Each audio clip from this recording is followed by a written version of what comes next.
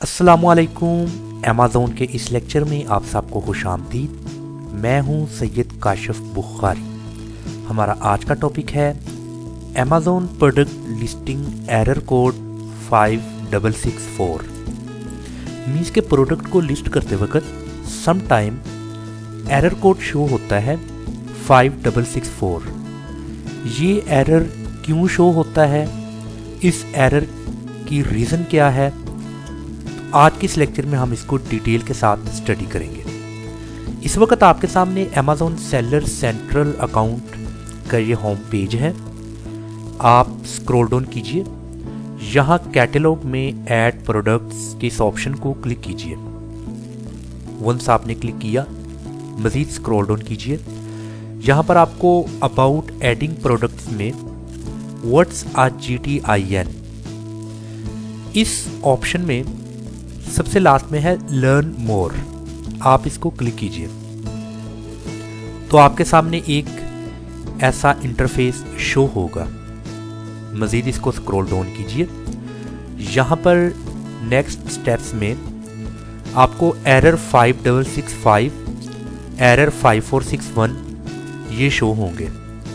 हमने एरर 5665 को 5461 को डिटेल के साथ स्टडी किया है और आपने 5665 को ओपन करना है। देन आपको स्क्रॉल डाउन कीजिए। हमने अपने लास्ट लेक्चर में एरर कोड 5661 को भी स्टडी कर लिया है। आज हम एरर 5664 को स्टडी करेंगे। अभी ये एरर 5664 जब आप प्रोडक्ट को लिस्ट करते हैं तब ये सम टाइम क्यों शो होता है, क्यों प्रोडक्ट ऐड करते वक्त आपको ट्रबल फील होती है, उसकी रीज़न ये है जो अमेज़ॉन बता रहा है कि वी हैव आइडेंटिफाइड दैट, हमने शनाख्त की है कि you may B listing a generic product. आप एक जेनेरिक प्रोडक्ट को लिस्ट कर रहे हैं। जेनेरिक प्रोडक्ट मीन्स कि आप एक नॉन ब्रांडिंग प्रोडक्ट को लिस्ट कर रहे हैं and not using generic as the brand name.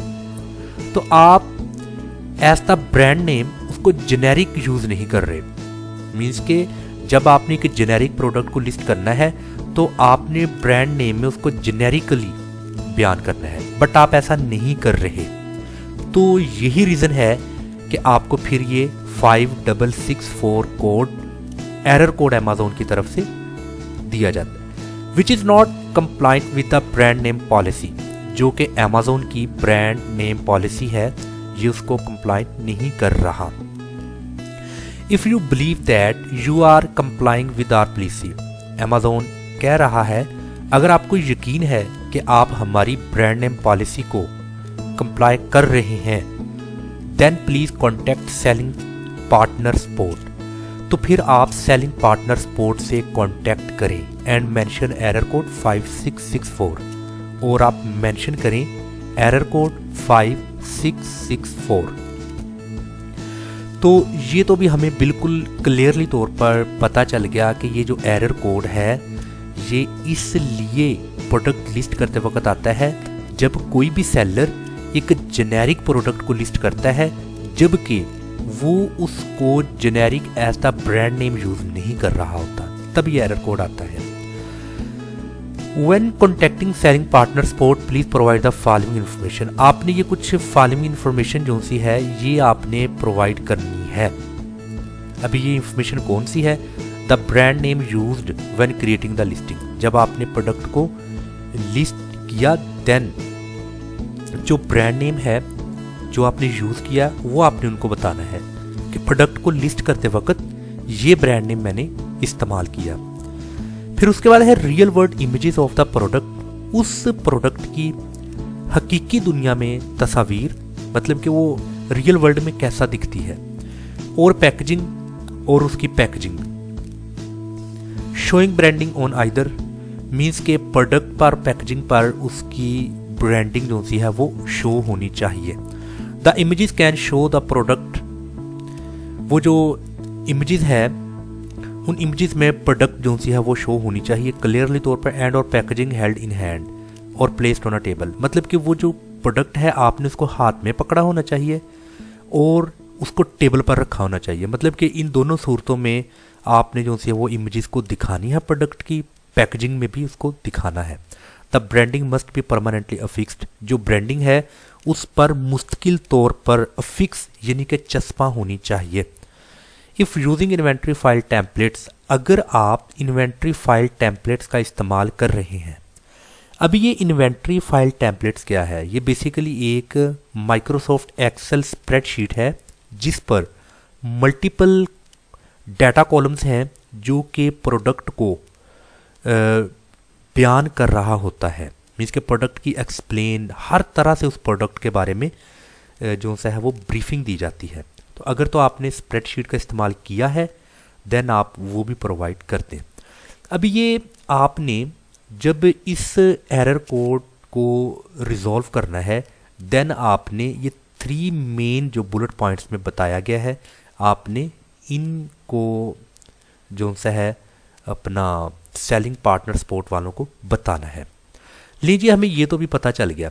अभी आप मज़ीद देखिएगा जो सी अमेज़ॉन की ब्रांड नेम पॉलिसी है उस पर ये बताया गया है। यहाँ ये वाला बुलेट पॉइंट आप देखें, ये इट्स वेरी इंपॉर्टेंट, ये इसी एरर कोड के मुतल्लिक है कि if you are listing a non branding product, अगर आप नॉन ब्रांडिंग प्रोडक्ट को लिस्ट कर रहे हैं देन यू शुड यूज़, आपको इस्तेमाल करना चाहिए generic in the brand attribute field, जो कि ब्रांड एट्रीब्यूट फील्ड में आपको जेनेरिक जो सा है इस टर्म को यूज़ करना चाहिए कि ये एक आम प्रोडक्ट है, ये कोई ब्रांड नहीं है, या तो ये होममेड प्रोडक्ट है और या फिर बिना ब्रांड के है। तो ये चीज़ का आपने ब्रांड एट्रीब्यूट फील्ड में जेनेरिक का इस्तेमाल करना है। बट आप जब ऐसा नहीं करेंगे देन एरर कोड 5664 शो होगा।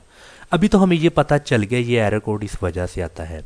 अभी नेक्स्ट ये कि इस एरर कोड का जो इशू आ रहा है इसको रिजॉल्व कैसे करना है। इसके लिए आप जो सेलर अकाउंट का होम पेज है ना, आप उस होम पेज को विज़िट कीजिए। ये इस वक्त आपके सामने सेलर अकाउंट का होम पेज है। आपने स्क्रॉल डाउन करना है और यहाँ पर आपको हेल्प का एक ऑप्शन नज़र आ रहा है, आपने इस हेल्प को क्लिक करना है। वंस आप इसको क्लिक करेंगे देन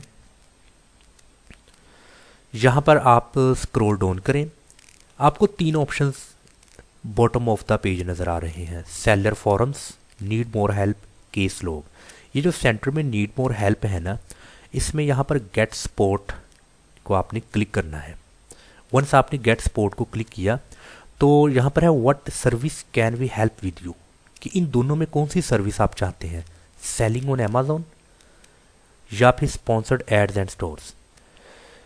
चूँकि हम सेलिंग कर रहे हैं अमेज़ॉन पर और हमें इशू आ रहा है प्रोडक्ट ऐड करने पर, तो आपने सेलिंग ऑन अमेज़ॉन को क्लिक करना है।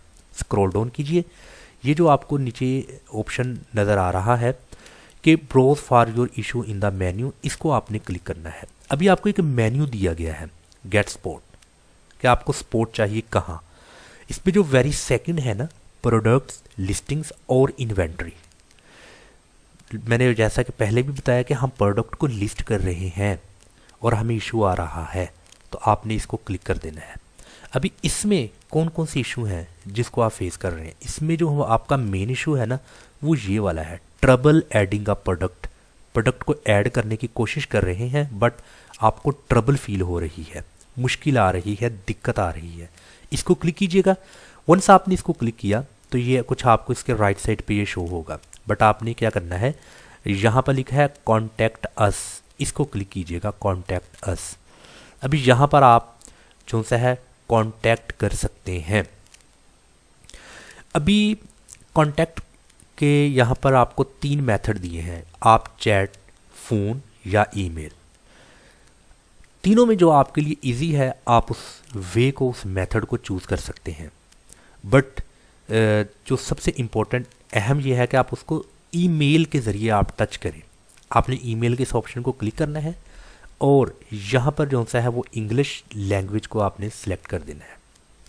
कॉन्टैक्ट रीज़न, यहाँ पर आपने अपनी कॉन्टैक्ट रीज़न बता देनी है कि आप प्रोडक्ट को ऐड कर रहे हैं बट एरर कोड कौन सा 5664, ये एरर कोड शो हो रहा है क्योंकि वो यहाँ पर लिखा है ना कि then please contact selling support partner and mention error code 5664। तो आपने वो जो एरर कोड है यहाँ पर मेंशन करना है। यहाँ पर प्लीज़ डिस्क्राइब योर इशू, यहाँ पर उन्होंने बताया कि आप अपना इशू बताएं, तो आपने यहाँ पर वही इशू अपना बताना है कि मैं प्रोडक्ट को ऐड कर रहा हूँ और ये जो एरर कोड है ना 5664 ये शो हो रहा है, प्रोडक्ट को ऐड करने में मुझे ट्रबल फील हो रही है, मुश्किल दिक्कत आ रही है।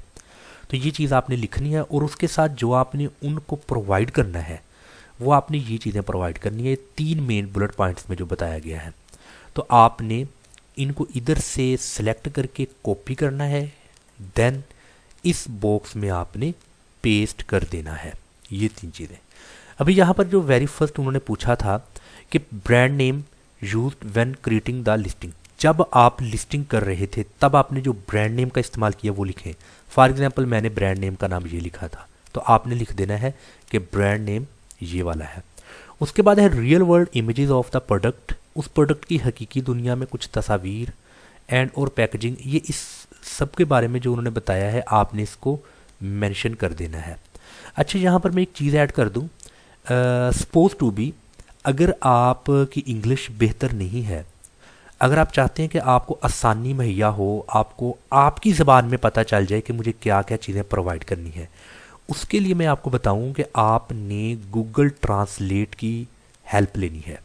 गूगल ट्रांसलेट को आपने ओपन कर देना है और आपने वो जो इंग्लिश में लिखा हुआ है ये वाला, इसको इधर से कॉपी करना है। कॉपी करने के बाद इस इंग्लिश वाले आपने जो सा साइड पे इसको पेस्ट कर देना है और इस तरफ आप जिस कंट्री से बिलोंग करते हैं, जो आपकी मदर या नेटिव लैंग्वेज है, आपने वो यहाँ से इसको सेलेक्ट कर लेना है।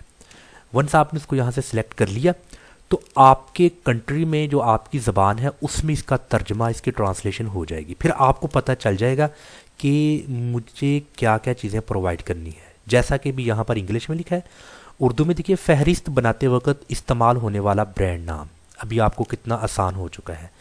प्रोडक्ट और या पैकेजिंग की हकीकी दुनिया की तस्वीर, पैकेजिंग या फिर प्रोडक्ट की, दोनों पर ब्रांड दिखा रही हो, मतलब कि प्रोडक्ट पर और पैकेजिंग पर दोनों पर ब्रांडिंग नज़र आ रही हो।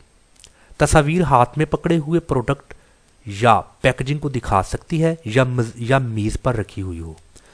ब्रांड मुस्तकिल तौर पर चस्पा होना ज़रूरी है। अगर इन्वेंट्री फाइल टेम्पलेट इस्तेमाल कर रहे हैं तो बराहे करम इन्वेंट्री फाइल प्रोसेस रिपोर्ट की बैच आईडी भी फराहम करें। अभी देखें कि अगर आपकी इंग्लिश कोई खातर खा नहीं है तो आप ये जो गूगल ट्रांसलेटर है इसकी मदद से आप उसको ट्रांसलेट करके मज़ीद अंडरस्टैंड करें, क्योंकि जब तक आपको कॉन्सेप्ट क्लियर नहीं होगा देन आप इशू कभी भी रिजॉल्व नहीं कर सकते। किसी भी फील्ड में जब तक कॉन्सेप्ट क्लियर नहीं होता तो आप नेक्स्ट उसको कैसे रिजॉल्व करेंगे, इट्स टू वेरी डिफ़िकल्ट। तो इसलिए आपने ये एक जो सा है ना, इसको स्मार्ट वे से भी आपने ले करके चलना है। इन शॉर्ट अभी आपने इन सब का जवाब दे दिया है। सारा कुछ करने के बाद अभी आपने कुछ जो पिक्चर्स वगैरह यहाँ पर अटैच करनी है, तो यहाँ पर आपको ऐड अटैचमेंट का ये ऑप्शन शो हो रहा है, आपने इसको क्लिक करना है। जहाँ भी वो अटैचमेंट होगी आपने उधर से वो तमाम की तमाम अटैचमेंट को सिलेक्ट करके यहाँ पर ओके कर देना है। और उसके बाद ईमेल एड्रेस आपने यहाँ पर मेंशन करना है, जिस ईमेल एड्रेस पर आपसे कॉन्टैक्ट किया जा सके। इसके बाद है सेल फोन नंबर, यहाँ से आपने कंट्री सेलेक्ट कर देना है जिस कंट्री से आप बिलोंग करते हैं, देन आपने वो सेल फोन नंबर यहाँ पर मेंशन कर देना है। तो यहाँ पर है urgent issue that affect your entire business, तो आपने इसको चेक मार्क लगा देना है। अगर कोई ज़्यादा ही अर्जेंट है तो आपने सेंड के इस ऑप्शन को क्लिक कर देना है, देन जो आपकी क्यूरी होगी वो उन तक पहुंच जाएगी। देन सेलिंग पार्टनर सपोर्ट आपके साथ फिर राब्ता करेंगे और आपने देखना है जो आपकी उनके साथ कम्युनिकेशन हो रही है, कुछ उनकी तरफ से आपको आंसर दिए जा रहे हैं, कुछ मज़ीद आप क्यूरी जो सी उनके साथ कर रहे हैं। तो ये तमाम के तमाम जितनी भी आपकी उनके साथ बातचीत हो रही है इसको आपने स्क्रॉल कीजिएगा। यहाँ पर केस लॉग का ऑप्शन मौजूद है, इसको क्लिक करें तो केस लॉग में आपकी और जो सा कस्टमर सपोर्ट है उनकी आपके साथ मुकम्मल तौर पर जो सी बातचीत है यहाँ पर आपको शो होगी कम्प्लीटली तौर पर कि आपने उनसे कब मैसेज सेंड किया, उनका कब रिप्लाई आया और क्या आपस में मामला हो रहा है आप दोनों के दरमियान। तो यहाँ से आप उसको देख सकते हैं और मज़ीद उनके साथ बातचीत कर सकते हैं। तो मैं उम्मीद करता हूँ जो हमारा आज का टॉपिक था Amazon product listing error code 5664, ये एरर कोड प्रोडक्ट लिस्ट करते वक्त क्यों शो होता है, इसके बिहाइंड रीज़न क्या है, और जब हमें रीज़न का पता चल जाएगा तो फिर हमने इस रीज़न को, इस इशू को, इस एरर कोड को कैसे रिजॉल्व करना है। तो हमें बिल्कुल पता चल गया कि ये जो एरर कोड 5664 है ये इसलिए शो होता है जब हम नॉन ब्रांडिंग प्रोडक्ट की लिस्टिंग कर रहे होते हैं। मीन्स कि हमने एक जेनेरिक प्रोडक्ट को लिस्ट करना है, जबकि हम ब्रांड एट्रीब्यूट में उसको जेनेरिक का इस्तेमाल नहीं करते, तब हम ये एक माइनर सी मिस्टेक कर जाते हैं जिसकी वजह से एरर आता है। तो आप घबराइए मत, परेशान मत होइए, आप इसको इस तरीके से रिजॉल्व कर सकते हैं। अगर आपको किसी तरह का कोई क्वेश्चन पूछना है तो आप नीचे कमेंट बॉक्स में आइए, मुझसे क्वेश्चन पूछिए। इंशाल्लाह ताला बर वक्त आपके क्वेश्चन का इंशाल्लाह आंसर दिया जाएगा। अगर आप इस वीडियो पर नए आए हैं, फर्स्ट टाइम इसको देख रहे हैं, और अगर आप अमेज़ॉन के मुकम्मल एडवांस कोर्स को लर्न करना चाहते हैं, सीख कर एक बेहतरीन सेलर बनकर अमेज़ॉन की साइट पर अपना स्टोर बनाना चाहते हैं, तो ये तमाम वीडियोज़ आपके लिए बहुत ब्लेसिंग साबित होगी। अगर आप बिना इन्वेस्टमेंट के एक वर्चुअल असिस्टेंट बन के किसी क्लाइंट के लिए काम करना चाहते हैं तो आप ये मेरे YouTube चैनल को सब्सक्राइब करें और बेल आइकन को प्रेस करें ताकि हर नई आने वाली वीडियो की नोटिफिकेशन आप तक पहुंच सके। और जितनी भी वीडियोस अब तक मैंने अपलोड की हैं आप तमाम वीडियोस देखें, इंशाल्लाह ताला बेहतरीन वर्चुअल असिस्टेंट और एक बेहतरीन सेलर बन सकते हैं। अस्सलाम वालेकुम वरहमतुल्लाहि वबरकातुहू। अस्सलाम वालेकुम। अमेज़ॉन के इस लेक्चर में आप सबको खुशामदीद। मैं हूं सैयद काशिफ बुखारी। हमारा आज का टॉपिक है selling application for brand. It means अगर आप किसी ब्रांड की प्रोडक्ट्स को सेल करना चाहते हैं तो आपको उसके लिए सेलिंग एप्लीकेशन सबमिट करना होगी। ये तमाम प्रोसेस कैसे करेंगे आइए देखते हैं। इस वक्त आपके सामने अमेज़ॉन सेलर सेंट्रल अकाउंट का ये होम पेज है। आपने स्क्रॉल डाउन करना है और यहाँ पर कैटेलॉग में ऐड प्रोडक्ट्स को क्लिक कीजिए। देन आपके सामने ये एक नई विंडो शो होगी। यहाँ पर लिखा है find your products in Amazon's catalogue. तो जिस ब्रांड की प्रोडक्ट आप सेल करना चाहते हैं तो यहाँ पर आप उस ब्रांड का नाम लिखेंगे। जैसा कि मिसाल के तौर पर मैं नाइकी जो ब्रांड है इसकी प्रोडक्ट को सेल करना चाहता हूँ।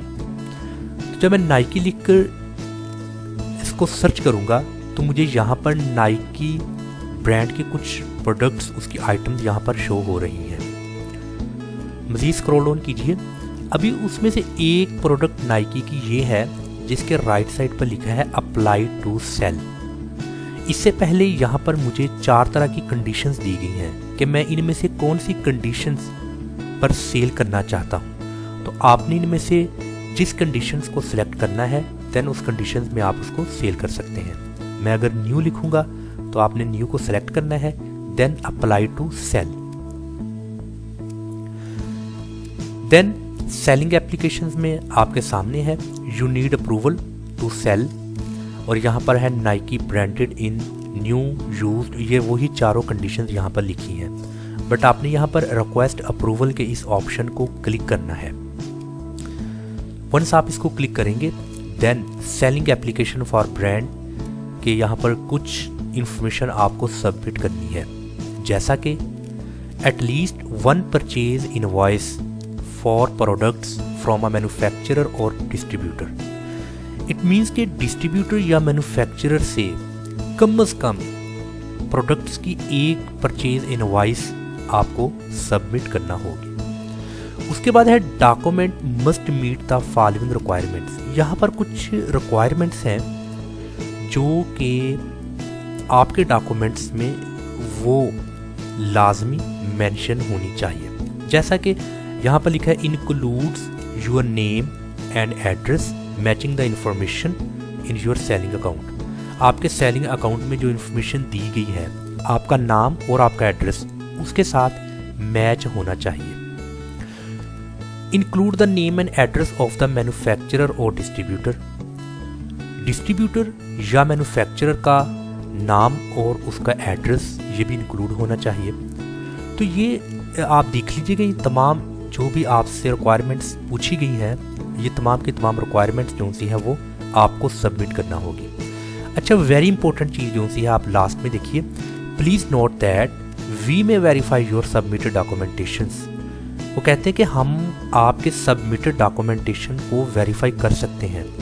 वो डॉक्यूमेंटेशन में जो आपने इंफॉर्मेशन दी है, हम उस इंफॉर्मेशन को वेरीफाई कर सकते हैं। कैसे? By contacting product vendor. जो प्रोडक्ट का वेंडर है ना, उसके साथ राब्ता करके। You identify in your application. आपने अपनी एप्लीकेशन में जिस वेंडर का जिक्र किया है, जो प्रोडक्ट वेंडर है, हम उसके साथ कांटेक्ट करेंगे। देन जो आपने हमें इंफॉर्मेशन दी है, हम उससे वेरीफाई करवा सकते हैं। सो बी केयरफुल। जो भी इंफॉर्मेशन आपने आगे सबमिट करनी है वो एक्यूरेट होनी चाहिए और किसी तरह की आपने मिस स्टेटमेंट नहीं देनी। उसके बाद है आपने जो मीन्स के फाइल्स वगैरह अटैच करनी है, वो मैक्सिमम 10 MB उसका फाइल साइज़ होना चाहिए। और जो फाइल टाइप्स है वो PDF, PNG, ये उसके सब कुछ बताया गया है। नेक्स्ट है ऑप्शनल में कमेंट्स। अगर किसी भी तरह का कोई भी कमेंट्स वगैरह आप चाहते हैं तो यहाँ पर आप कमेंट पास कर सकते हैं। यहाँ पर आप अपना ईमेल एड्रेस मेंशन करेंगे और ऑप्शन में यहाँ पर आप अपना सेल फोन नंबर मेंशन करेंगे, ताकि मज़ीद कुछ क्वेश्चंस के लिए आपके साथ राब्ता किया जा सके। ये सब कुछ करने के बाद आपने इस सबमिट के ऑप्शन को क्लिक करना है। देन आपकी एप्लीकेशन जो सी है वो सबमिट हो जाएगी। तो ये एक आसान प्रोसेस था कि अगर आप किसी ब्रांड के लिए काम करना चाहते हैं, आप चाहते हैं कि मैं किसी ब्रांड प्रोडक्ट्स पर डील करूं, किसी ब्रांडेड आइटम्स को मैं सेल करूं, तो इस प्रोसेस के थ्रू आप एप्लीकेशन आगे सेंड कर सकते हैं। देन आपको रिप्लाई आएगा, तो फिर उसके अकॉर्डिंग जो सा है वो नेक्स्ट आप अपना सफ़र जारी कर सकते हैं। मैं उम्मीद करता हूं कि आपको हमारे आज के इस लेक्चर की समझ आ चुकी होगी। अगर आप किसी भी तरह का कोई भी क्वेश्चन लिए फिरते हैं तो आप ज़रूर मुझसे पूछिए। इंशाअल्लाह ताला आपके क्वेश्चन का मैं बरवक़्त टाइमली आंसर दूंगा। अस्सलाम वालेकुम वरहमतुल्लाहि वबरकातुहू। अस्सलामु अलैकुम। अमेज़न के इस लेक्चर में आप सबको खुशामदीद। मैं हूं सैयद काशिफ बुखारी। हमारा आज का टॉपिक है कि रिस्ट्रिक्टेड प्रोडक्ट को कैसे अनगेट किया जा सकता है। अगर आपका क्लाइंट आपको कहता है कि आपने मेरी रिस्ट्रिक्टेड प्रोडक्ट को अनगेट करवा के मेरे स्टोर पर लिस्ट करवाना है, देन उसको सेल करना है, तो आप सबसे पहले देखेंगे कि अमेज़न पर जो रिस्ट्रिक्टेड प्रोडक्ट्स हैं वो कौन कौन सी हैं। अभी यहाँ पर रिस्ट्रिक्टेड प्रोडक्ट्स की मुकम्मल डिटेल दी गई है। ये वो तमाम प्रोडक्ट्स हैं जो कि अमेज़न ने रिस्ट्रिक्शन लगाई है। अगर आप अपने स्टोर पर इन प्रोडक्ट्स को सेल करना चाहते हैं तो आपको पहले अमेज़न से इसको अनगेट करवाना है। तो ये तमाम वो एक कंप्लीट डिटेल है रिस्ट्रिक्शन की।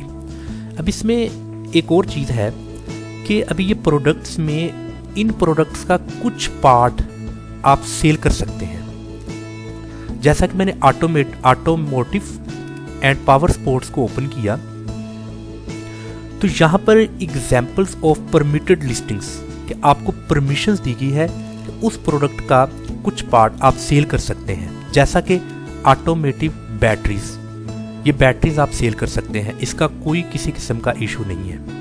इसी तरह new tyres that meet the following compliance checklist, जैसा कि tyres must comply with federal motor vehicle safety standard, मतलब कि जो federal motor vehicle safety standards के साथ कंप्लाई कर रहे हों, आप ऐसे टायर को सेल कर सकते हो। अभी ये तमाम तर चीज़ें हैं जो आप सेल कर सकते हैं, बट यहाँ पर एग्जाम्पल्स ऑफ प्रोहिबिटेड लिस्टिंग्स की है। ये ऐसी लिस्टिंग है जिसको आप नहीं कर सकते। जैसा कि motor vehicle that are required to be registered, एक ऐसी मोटर व्हीकल जिसको रजिस्ट्रेशन की ज़रूरत है। Used tyres, vehicle airbags, airbag covers, airbag inflators, ये तमाम तर वो चीज़ें हैं जिनको आप नहीं सेल कर सकते, मतलब कि इनकी लिस्टिंग जो सी है वो प्रोहिबिटेड है, मना है। तो इस तरीके से आपने अमेज़ॉन की रिस्ट्रिक्टेड प्रोडक्ट्स को देखना है और ये भी ध्यान रखना है कि इनमें से अगर जैसा कि अभी यहाँ पर ऑटोमोटिव एंड पावर स्पोर्ट्स हैं, यहाँ पर अभी आपने देखा तो आपको पता चला ये तो रिस्ट्रिक्टेड प्रोडक्ट्स हैं, बट आप क्या करना चाहते हैं, आप बैटरीज को सेल करना चाहते हैं, आप न्यू टायर्स को सेल करना चाहते हैं जो कि सेफ्टी स्टैंडर्ड्स के ऐन मुताबिक है, तो वो आप सेल कर सकते हैं। तो इसलिए इन गिवन रिस्ट्रिक्टेड प्रोडक्ट्स में आपने इसका जो सा है वह बागौर मुतालिया करना है। अभी इलेक्ट्रॉनिक्स को अगर मैं ओपन करता हूँ यहाँ पर, अभी इलेक्ट्रॉनिक्स जो सी है वो एग्जाम्पल्स ऑफ प्रोहिबिटेड लिस्टिंग्स, यहाँ पर आपको उसकी कंप्लीट डिटेल दी गई है जो कि यहाँ पर प्रोहिबिटेड है। तो इस तरीके से आप इसको देख लीजिएगा। और अब इसको अनगेट कैसे करवाना है, यहाँ पर बेशुमार वेबसाइट्स हैं, थर्ड पार्टी वेबसाइट्स जो कि रिस्ट्रिक्टेड प्रोडक्ट्स को अनगेट करवाती हैं और उसके बदले आपसे कुछ चार्जेस लेती हैं। उनमें जो कॉमन वेबसाइट है वो है the funnel Guru. The funnel गुरु ये वेबसाइट है, ये उसका होम पेज है। तो यहाँ पर आप स्क्रॉल डाउन कीजिए, यहाँ पर आपको पैकेज लिस्ट में वो तमाम तर कैटेगरीज शो होंगी, वो प्रोडक्ट्स या वो कैटेगरीज यहाँ पर आपको शो होगी। यहाँ पर देखें ऑटोमोटिव, अभी ये ऑटोमोटिव को हमने यहाँ पर देखा है जैसा कि ये रिस्ट्रिक्टेड प्रोडक्ट्स में ऑटोमोटिव एंड पावर स्पोर्ट्स, ये देखें ये भी रिस्ट्रिक्टेड प्रोडक्ट्स हैं। अगर आपको अनगेट करवाना है तो यहाँ पर आप देखिए ऑटोमोटिव और यहाँ पर इसके ऑफर प्राइस है, मतलब कि $549 ये आपसे चार्ज करेंगे ऑटोमोटिव प्रोडक्ट्स को अनगेट करवाने के लिए। तो ये थर्ड पार्टी वेबसाइट है जो कि ये सर्विस मुहैया करती है आपकी अनगेटेड प्रोडक्ट्स के हवाला से। तो यहाँ पर आप देख सकते हैं, यहाँ पर काफ़ी सारी इसकी डिटेल्स दी गई हैं और इसके बाद यहाँ पर कॉन्टैक्ट इंफॉर्मेशन एंड चेकआउट है, आप उनके साथ कांटेक्ट कर सकते हैं। किसी भी तरह की जो इन्फॉर्मेशन अगर आपको चाहिए वो सारी आप इनके साथ कांटेक्ट करके हासिल कर सकते हैं। तो ये बहुत ही आसान हो चुका है कि अगर आप एक ऐसी प्रोडक्ट को अपने स्टोर पर लिस्ट करके उसको सेल करना चाहते हैं बट वो अमेज़ॉन की तरफ से रिस्ट्रिक्टेड प्रोडक्ट है, तो आपने उसको अनरिस्ट्रिक्ट या अनगेट कैसे करवाना है, आप इस वेबसाइट की जो सी है वो सर्विस हासिल कर सकते हैं।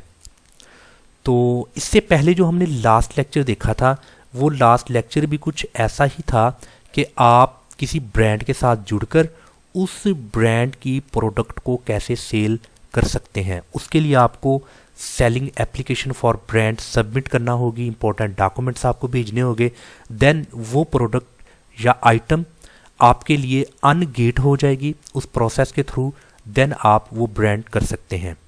और आज का जो लेक्चर था ये भी बिल्कुल सेम वैसा ही लेक्चर था, बट यहाँ पर कुछ ऐसी प्रोडक्ट थी जो रिस्ट्रिक्टेड प्रोडक्ट थी जिनको सेल करने से पहले आपको अप्रूवल लेना यानी कि उसको अनगेट करवाना बहुत ज़रूरी है। मैं उम्मीद करता हूँ कि आपको लास्ट लेक्चर और इस लेक्चर की समझ आ चुकी होगी। अगर किसी भी तरह का कोई भी क्वेश्चन आपके माइंड में है तो आप मुझसे पूछ सकते हैं। अस्सलाम वालेकुम वरहमतुल्लाहि वबरकातुहू। अस्सलाम वालेकुम। अमेज़ॉन के इस लेक्चर में आप सबको खुशामदीद। मैं हूं सैयद काशिफ बुखारी। हमारा आज का टॉपिक है online VAT registration in UK. Means कि पाकिस्तान में रहते हुए या किसी भी मुल्क में रहते हुए आप यूके में ऑनलाइन वैट रजिस्ट्रेशन कैसे कर सकते हैं। हम सबसे पहले वैट की डेफिनेशंस को स्टडी करेंगे। VAT stands for Value Added Tax. A value added tax known in some countries as a goods and services tax. Value added tax जैसे कुछ ममालिक में goods एंड सर्विसेज टैक्स के नाम से जाना जाता है।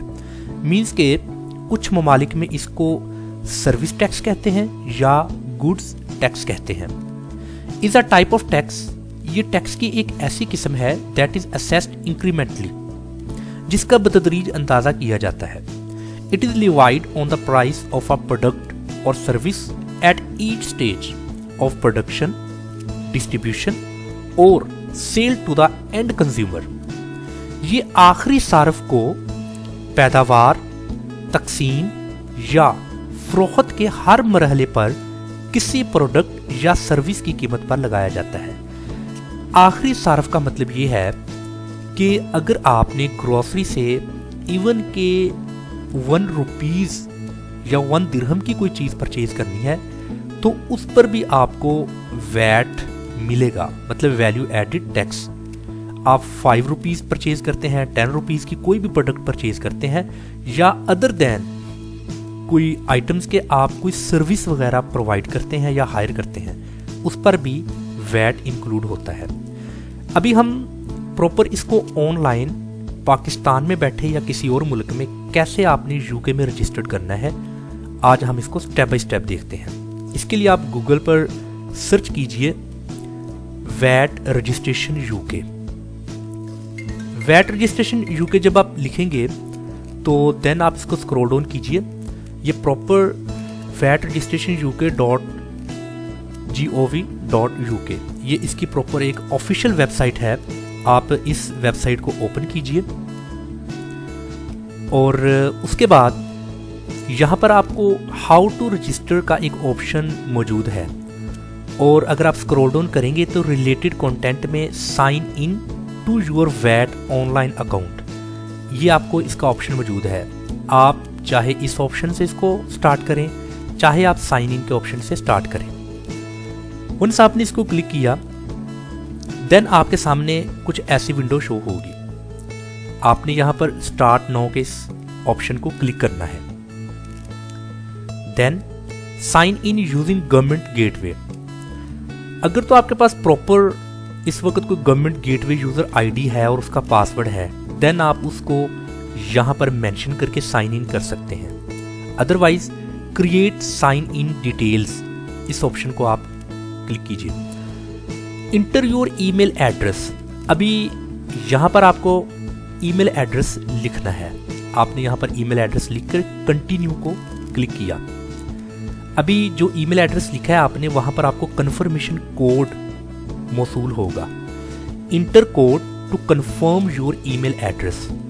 अभी आप वो ईमेल एड्रेस देखिएगा जो आपने वहां पर मेंशन किया है। अभी यहां पर मुझे ईमेल आ चुकी है gov.uk। योर कंफर्मेशन कोड, ये कंफर्मेशन कोड मुझे ईमेल कर दिया उन्होंने। मैंने इसको इधर से कॉपी करना है और यहाँ पर कंफर्मेशन कोड को पेस्ट कर दें और इसको कंफर्म कर दें। Email address confirmed, email address confirm हो चुका है। Continue. What is your full name. आपने यहाँ पर अपना फुल नेम लिखना है और उसको कंटिन्यू कर देना है। Create a password. अभी यहाँ पर आप पासवर्ड जो भी यहाँ पर लगाना चाहते हैं आप वो पासवर्ड यहाँ पर लिख दीजिए।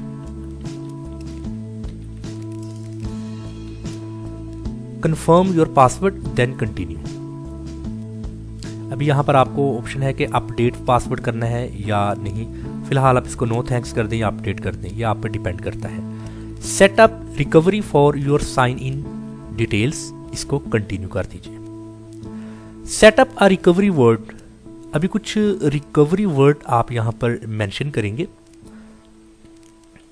जैसा कि मैं लिखता हूँ माई कंट्री, और ये जो रिकवरी वर्ड्स आपने लिखने हैं वो इन टर्म्स पर मुश्तमिल होने चाहिए। Then continue. Your government gateway user ID is. अभी ये मेरा गवर्नमेंट गेटवे यूज़र आईडी है, मैं इसको ईमेल पे भी चेक कर सकता हूँ। ये देखें मुझे इसकी ईमेल भी आ चुकी है। Dear Syed Kashif Bukhari, your new government gateway user ID is. ये देखें। कीप दिस ईमेल और make a note of your user ID. अभी ये मुझे मौसूल हो चुकी है। देन मैं इसको कंटिन्यू कर देता हूँ। Choose the type of account you need. 3 तरह के अकाउंट हैं, इंडिविजुअल, ऑर्गेनाइजेशन, एजेंट।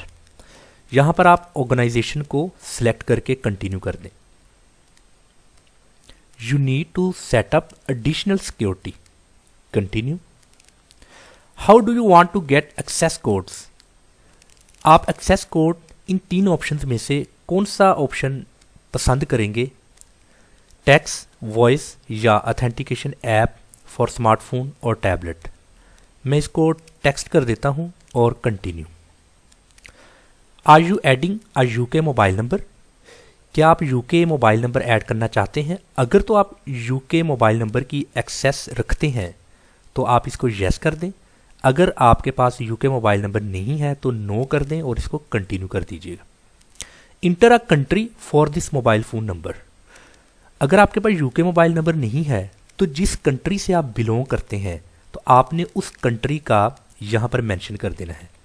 जैसा कि मैं अभी इस वक्त पाकिस्तान में हूँ तो मैंने पाकिस्तान लिखकर कंटिन्यू कर देना है। अगर आप भारत से हैं, इंडिया लिख दें, बांग्लादेश, KSA, UAE, मीन्स जिस कंट्री से भी आप बिलोंग करते हैं आपने वो मेंशन कर देना है। इंटर अ मोबाइल फ़ोन नंबर। अभी यहाँ पर चूँकि मुझे जो कंट्री कोड शो हो रहा है वो उस कंट्री का है जिस कंट्री को मैंने सेलेक्ट किया है, मीन्स के पाकिस्तान। अभी यहाँ पर मुझे सेल फोन नंबर मेंशन करके सेंड एक्सेस कोड की रिक्वेस्ट करनी है। अभी मेरे सेल फोन पर मुझे इसका एक्सेस कोड जो सा है वो मौसूल होगा, देन वो मुझे यहाँ पर मेंशन करना है। एक्सेस कोड मुझे मौसूल हो गया तो अभी मैं उसको यहाँ पर मेंशन करूँगा।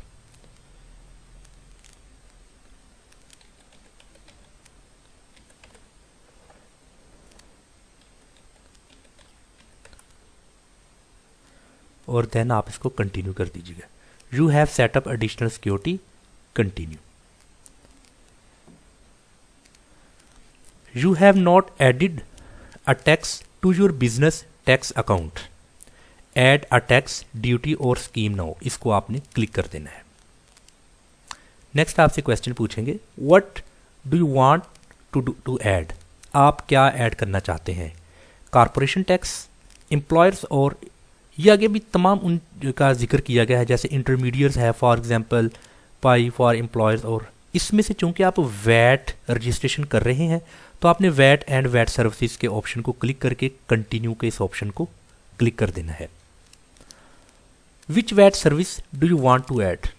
आपने इसमें वैट ही जो सा है वो सिलेक्ट करके कंटिन्यू करना है। Do you have a VAT number, no, continue. Declaration, by submitting this application to register for VAT you are making a legal declaration that the information is correct and complete to the best of your knowledge and belief. A false declaration can result in prosecution. यहाँ पर अभी आपने जो भी legal declare करना है वो बिल्कुल एक्यूरेट करना है, तो आप एक्सेप्ट एंड कंटिन्यू कर दीजिए।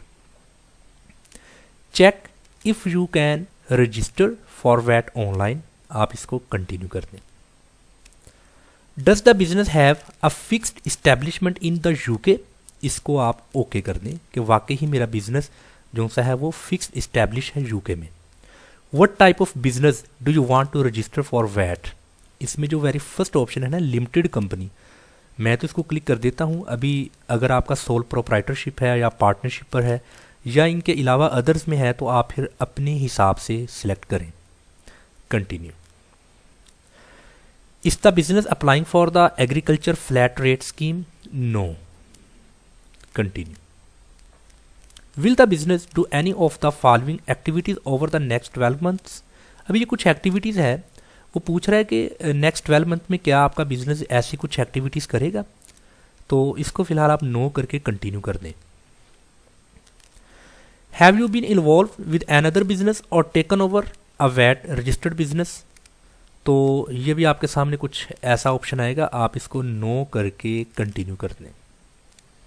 Will the business be doing any of the following, कहते हैं इनमें से आपका मीन्स के जो बिजनेस है वो देखिएगा क्या उससे रिलेटेड है, बाय सेल रेंट ओन, इसको नो कर दें और कंटिन्यू कर दें।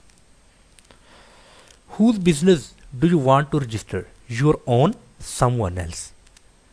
क्या आपका अपना बिजनेस है जिसको आप वैट रजिस्ट्रेशन करना चाहते हो? अगर आपका अपना है तो इसको योर ओन करके कंटिन्यू कीजिए। Why do you want to register the business for VAT. आप क्यों अपने बिजनेस को वैट रजिस्टर्ड करना चाहते हैं? It's a UK established overseas exporter. इस ऑप्शन को क्लिक कर दें, सेलेक्ट करके continue. Do you have a UK national insurance number? No, continue. You can ask for an exception. क्या कोई आपको एक्सेप्शन वगैरह चाहिए? I don't want ask for any exceptions. आपको किसी तरह की कोई भी एक्सेप्शन नहीं चाहिए। Register for HMRC taxes. अभी यहाँ पर कुछ क्वेश्चंस आपको आंसर करना होंगे।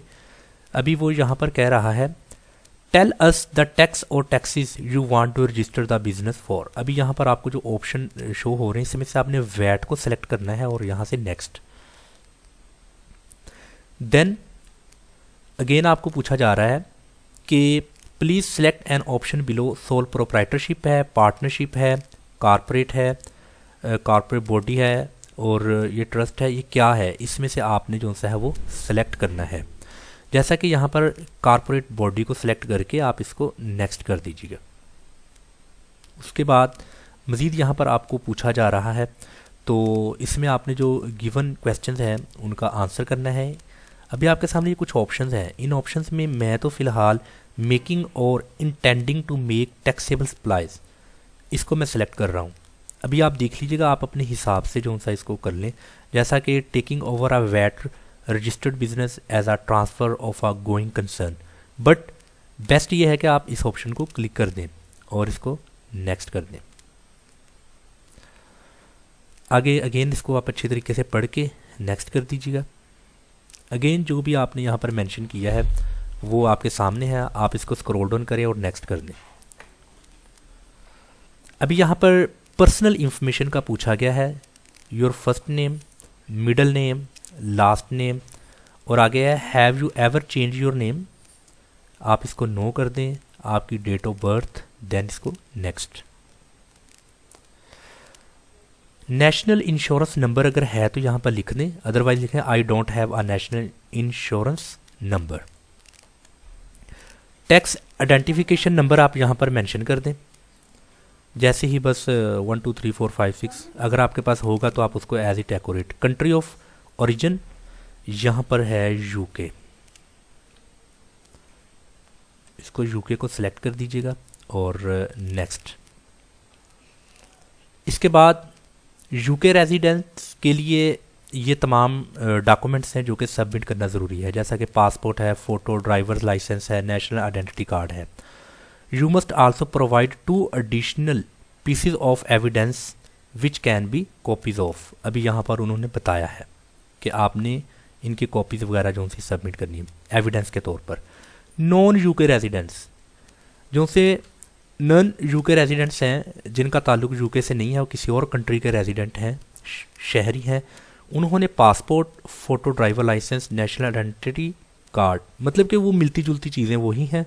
और उसके अलावा एविडेंस के लिए कुछ एडिशनल पीसेस वगैरह, उसकी कॉपीज़ वगैरह चाहिए। ये सारा कुछ आप इसको अच्छे तरीके से पढ़ लीजिएगा और इसको नेक्स्ट कर दें आप।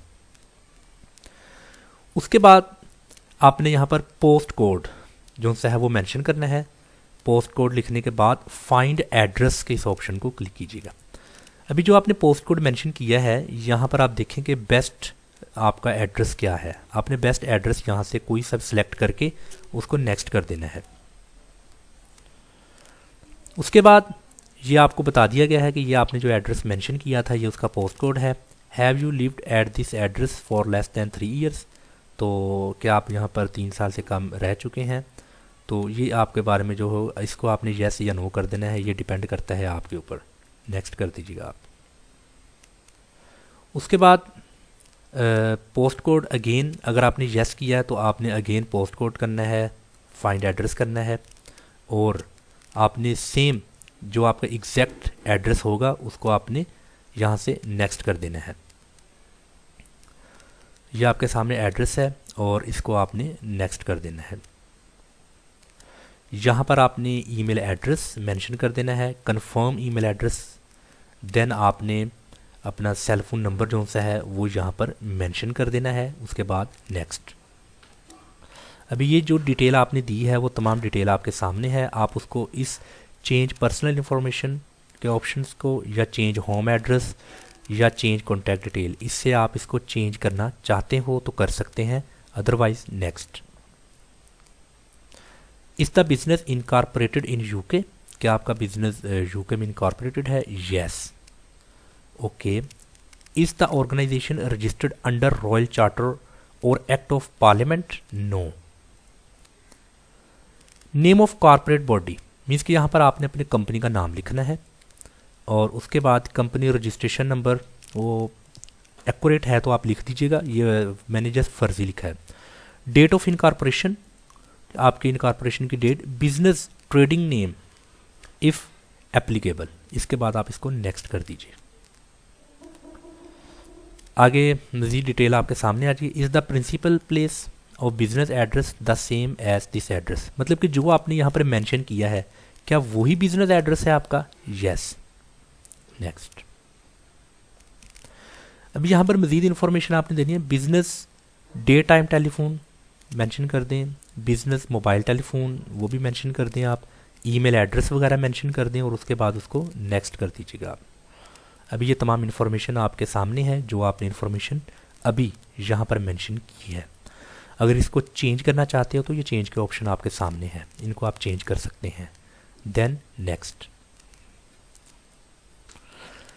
आगे कुछ क्वेश्चंस हैं। In the past in any period of 12 months or less has the taxable turnover of the business gone over the VAT, आप इसको नो कर दें। In the next 30 days alone do you expect the taxable turnover to go over the VAT registered, इसको भी आप जो सा है वो नो कर दें। आगे है at any time in the past did you expect the taxable turnover to go over the VAT registration, हाँ इसको आपने यस कर देना है। यस करने के बाद आगे है on what date in the past did the business first expect to go over the VAT registration, इसको आप जो सा है वो फिलहाल यहाँ पर इसको आप नो ही रहने दें तो बेहतर है, आप इसको नो कर दीजिएगा, कोई ज़रूरत नहीं है। इसके बाद आप इसको नेक्स्ट कर दें। प्लीज़ एम्ड योर एंट्री, हाँ यहाँ पर आपने जो सा है वो मेंशन कर देना है in the following 30 days। For example आप यहाँ पर डेट जो सी है वो मेंशन कर दें, ये आपने इसको डेट जो सी है वो मेंशन कर देनी है। यहाँ पर वो एरर दे रहा है, इसको आप यहाँ पर अगर नो कर देंगे देन ज़रूरत नहीं है उसको मज़ीद आगे प्रोसेस करने की। आप इन तीनों ऑप्शंस को नो कर दें, देन आप उसको नेक्स्ट कर दीजिएगा। ओके। उसके बाद है वैट रजिस्ट्रेशन। आगे यहाँ पर कुछ क्वेश्चंस वगैरह आपको पूछे गए हैं। आपने ये जो है ना, I want to continue with the VAT registration because the business is already making taxable supplies, इस ऑप्शन को आपने क्लिक करना है। इसको क्लिक करने के बाद आपके सामने यहाँ पर वो डेट वगैरह बताया गया है, वो आपने अपकमिंग डेट, आने वाली डेट मेंशन करनी है। From what date do you want the business to be registered, कि आप कौन सी डेट चाहते हैं कि इस डेट तक आपका बिजनेस रजिस्टर्ड हो जाए, मतलब कि आपने फिर उसको मेंशन कर देना है और नेक्स्ट। यहाँ पर आपने डिस्क्रिप्शन लिखनी है अपने कारोबार के बारे में, आप लिख दें सेलिंग ऑन अमेज़ॉन, मज़ीद भी आप लिख सकते हैं। नेक्स्ट। उसके बाद है search activity, search by sick code. Sick code को सिलेक्ट कर दें और यहाँ पर सिक कोड जो सा है वो है 47910, इसको सर्च कर दें आप। ये आपका सिक कोड है, ये उसका सर्च फॉर। अभी यहाँ पर आपको कुछ एक्टिविटीज़ दी गई हैं, जैसा कि इंटरनेट ऑक्शंस है, रिटेल इंटरनेट रिटेल सेल्स है, मेल ऑर्डर है। यहाँ से आप एक्टिविटीज़ को ऐड कर सकते हैं। जैसा कि मैंने ये ऐड एक्टिविटी को सिलेक्ट किया तो यहाँ पर वो एक्टिविटी ऐड हो चुकी है।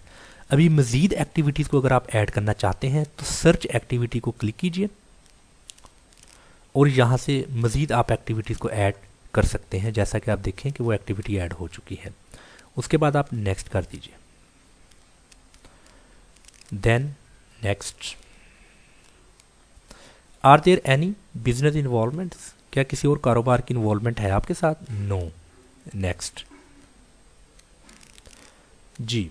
The total value of taxable turnover, यहाँ पर मैं उसकी वैल्यू 50,000 कर देता हूँ और यहाँ इसको 0 कर देता हूँ और ये भी नो कर देता हूँ।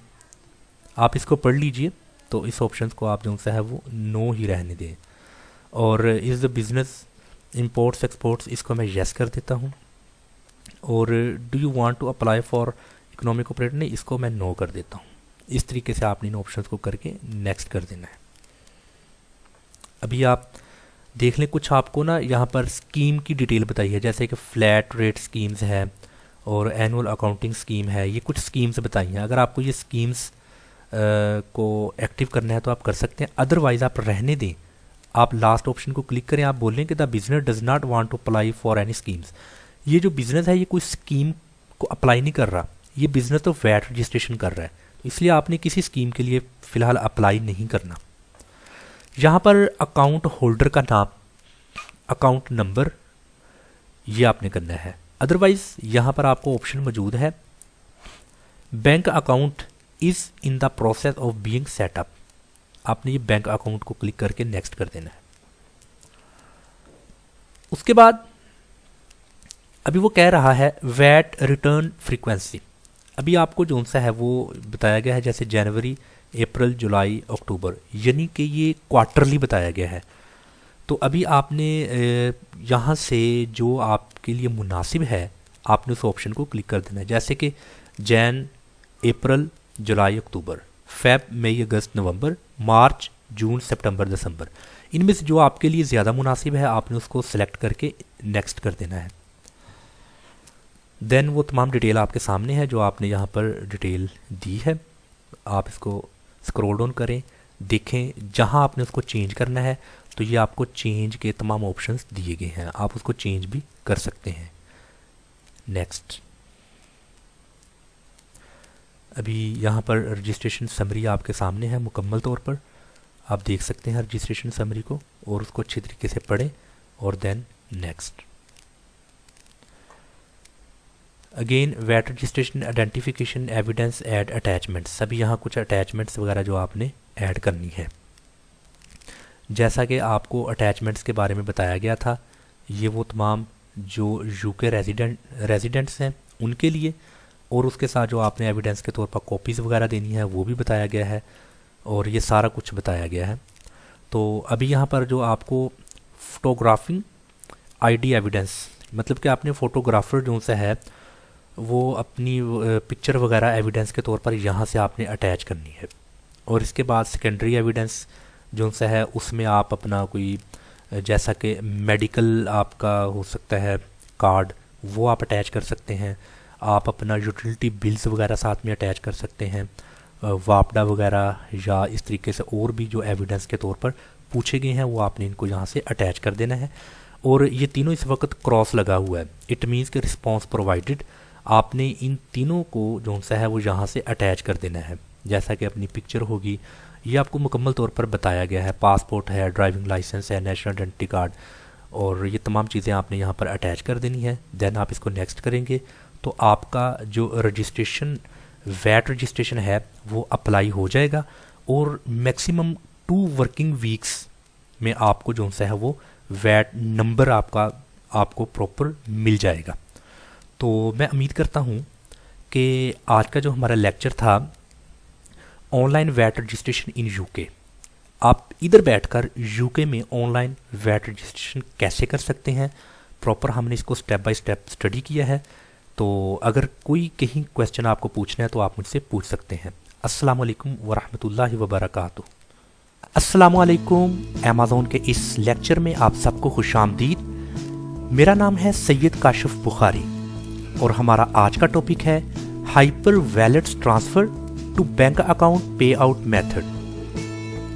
How to receive payment from Amazon seller account to Pakistan bank account with Hyperwallet. It means कि हाइपर वैलेट के थ्रू आप पाकिस्तान बैंक अकाउंट में अमेज़न सेलर अकाउंट से पेमेंट कैसे रिसीव कर सकते हैं। वो आपका ताल्लुक पाकिस्तान से हो या किसी और मुल्क से, जैसा कि भारत, बांग्लादेश, KSA, UAE या अदर कंट्री से आपका ताल्लुक है। इम्पोर्टेंट इज दैट कि आप अपने मुल्क में रहते हुए अपने मुल्क का बैंक अकाउंट इस्तेमाल करते हुए अमेज़न सेलर अकाउंट से कैसे पेमेंट वसूल कर सकते हैं हाइपर वैलेट की सर्विस को हायर करके।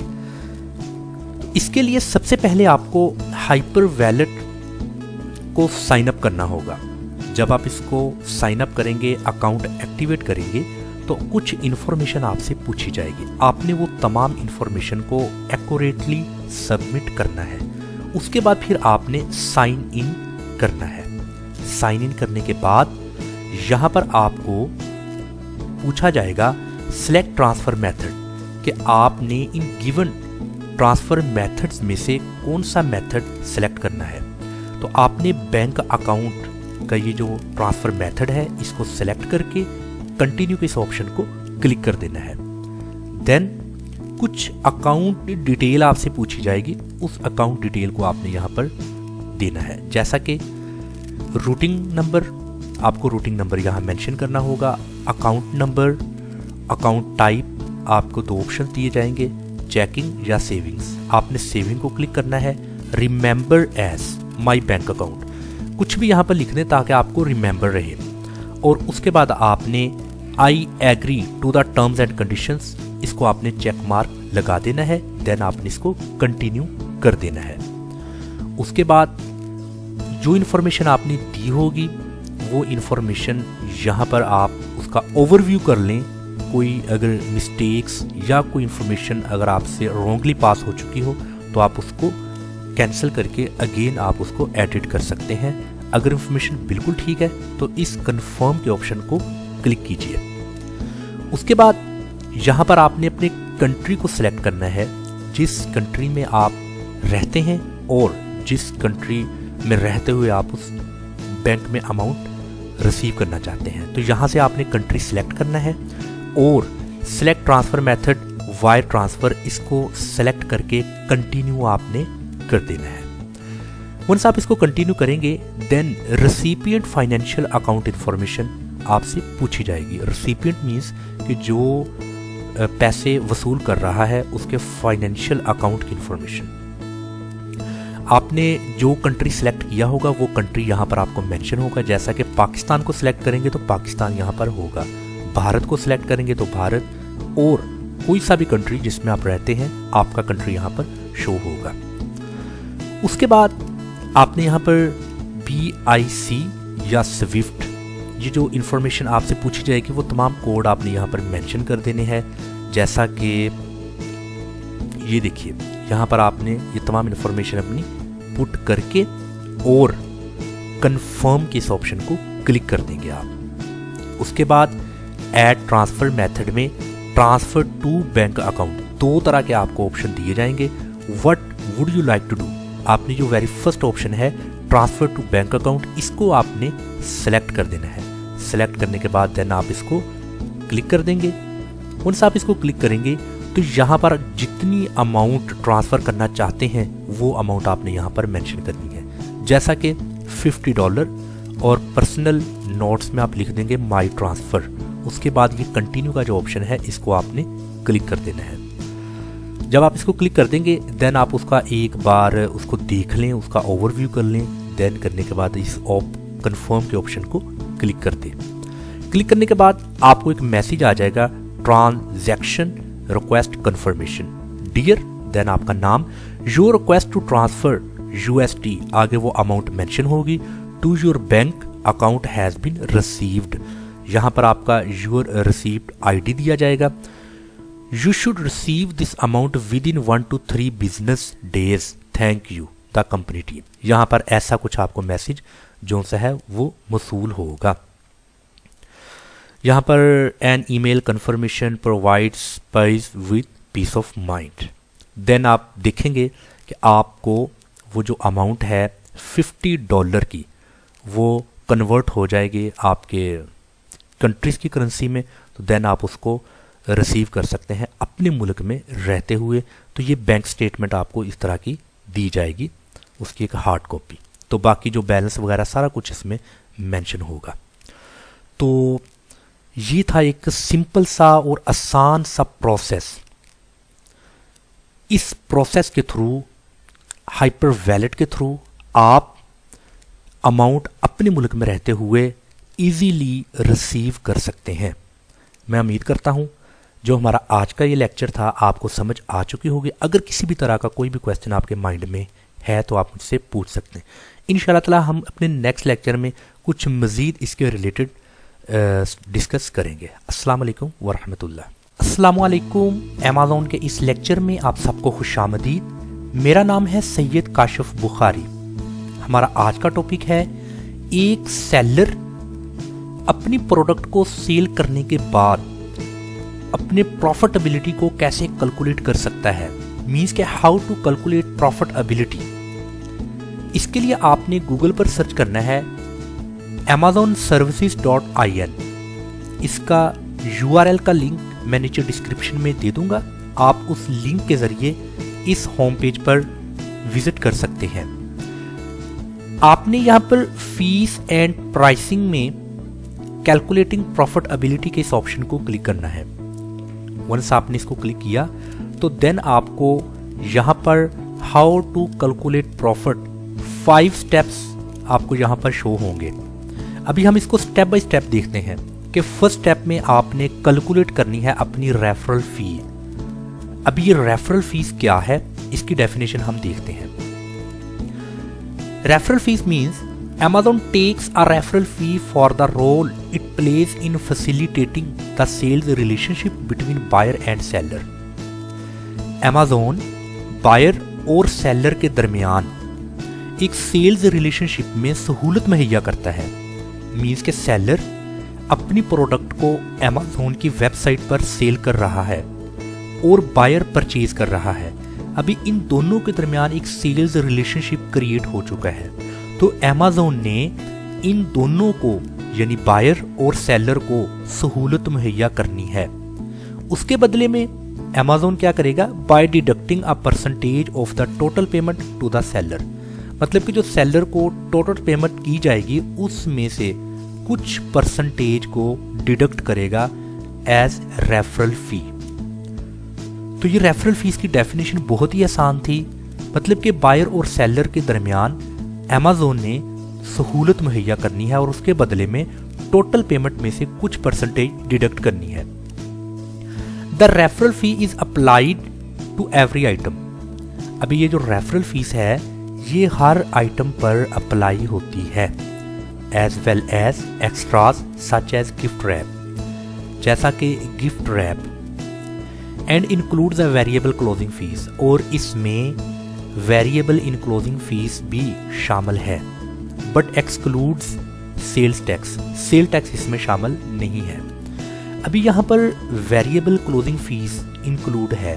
हम देखते हैं कि ये जो वेरिएबल क्लोजिंग फीस है ये क्या है।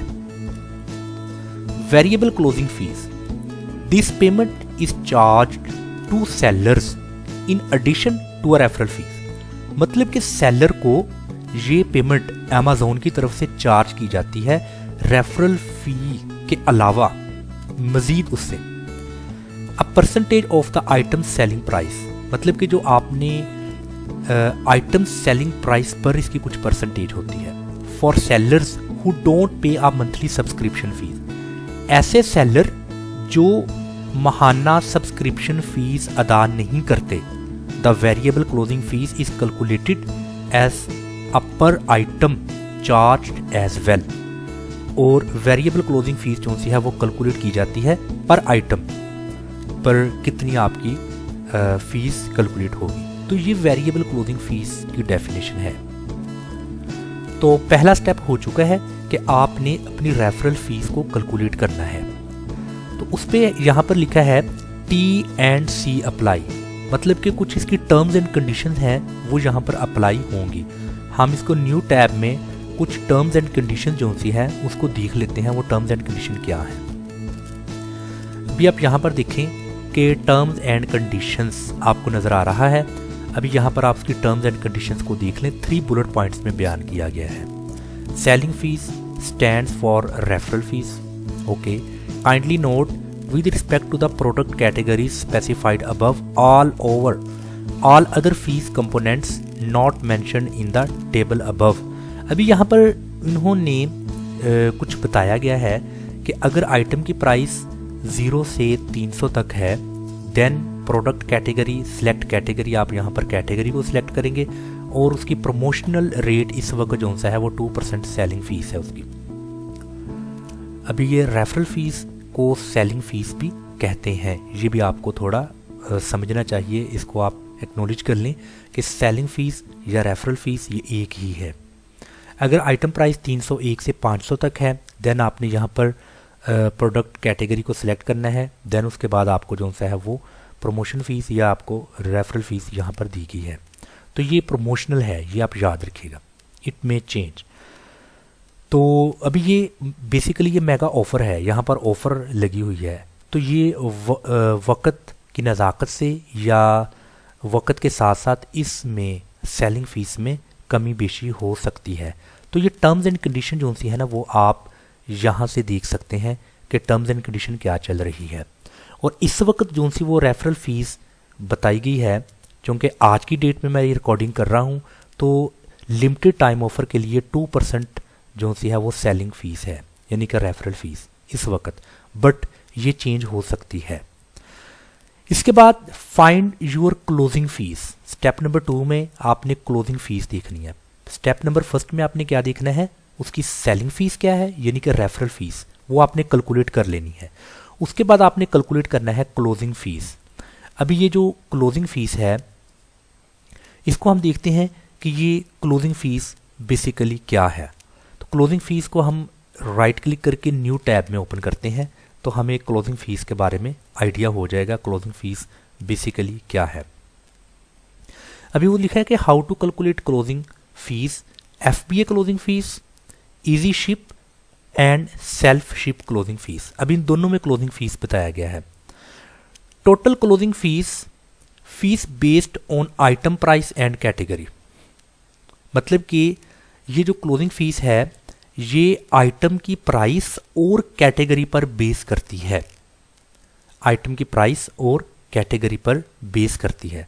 अभी यहाँ पर आप देखें कि क्लोजिंग फीस यहाँ आपको टेबल की सूरत में बताई गई है, बेस्ड ऑन प्राइस।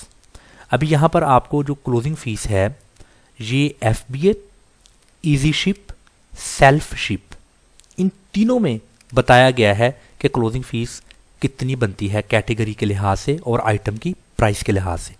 FBA तो फुलफिल बाय अमेज़न, इसका हमें पता है। इजी शिप क्या है, इस इजी शिप को हम देखते हैं। इजी शिप की डेफिनेशन कुछ यूं बनती है कि Amazon easy ship is a delivery service for amazon.in sellers. amazon.in मतलब कि इंडिया में रहते हुए जो अमेज़न के सेलर्स हैं उनके लिए अमेज़न की तरफ से एक डिलीवरी सर्विस है। When you choose Amazon easy ship, your order are picked up from your location by an Amazon logistic delivery associate, यानी कि जो अमेज़न का लॉजिस्टिक सेल है वो सेलर की लोकेशन से जो सा ऑर्डर है वो पिक करता है and deliver to the buyer's doorstep, और बायर खरीदार के दरवाजे तक उस ऑर्डर को डिलीवर करता है with minimal effort from you, मतलब कि आपकी तरफ से ये बिल्कुल मामूली सी एफर्ट है। तो अगर तो आप इसको चूज करते हैं इजी शिप को, देन आपको अमेज़न की तरफ से ये सर्विस दी जाएगी इजी शिप। इसीलिए इस टेबल में इजी शिप भी जो सा मेंशन है और उसमें प्राइस और कैटेगरी के बारे में बताया गया है। सेल्फ शिप क्या है, सेल्फ शिप इसकी डेफिनेशन है Amazon self ship is the through merchant fulfilment model, यानी कि सेल्फ शिप में ये है कि ये FBM है, फुलफिल बाय मर्चेंट, मतलब कि मर्चेंट ने तमाम के तमाम जितने भी फंक्शंस हैं वो रिस्पॉन्सिबल है उन तमाम फंक्शंस को परफॉर्म करने का, इंक्लूडिंग शिपिंग, के शिपमेंट का तमाम जो जिम्मेदारी है वो सेलर की है। You only receive orders from Amazon's marketplace. This model is suitable for all businesses that want to ship with their own means.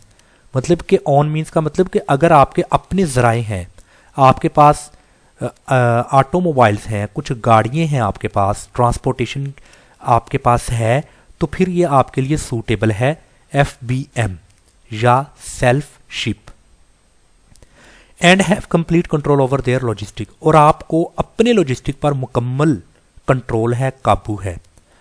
आप चाहे तो प्राइम टाइम में डिलीवरी दे सकते हैं, आप चाहे तो 1-2 दिन के अंदर अंदर डिलीवरी दे सकते हैं। मुकम्मल तौर पर लॉजिस्टिक पर आपका कंट्रोल है। ये है सेल्फ शिप।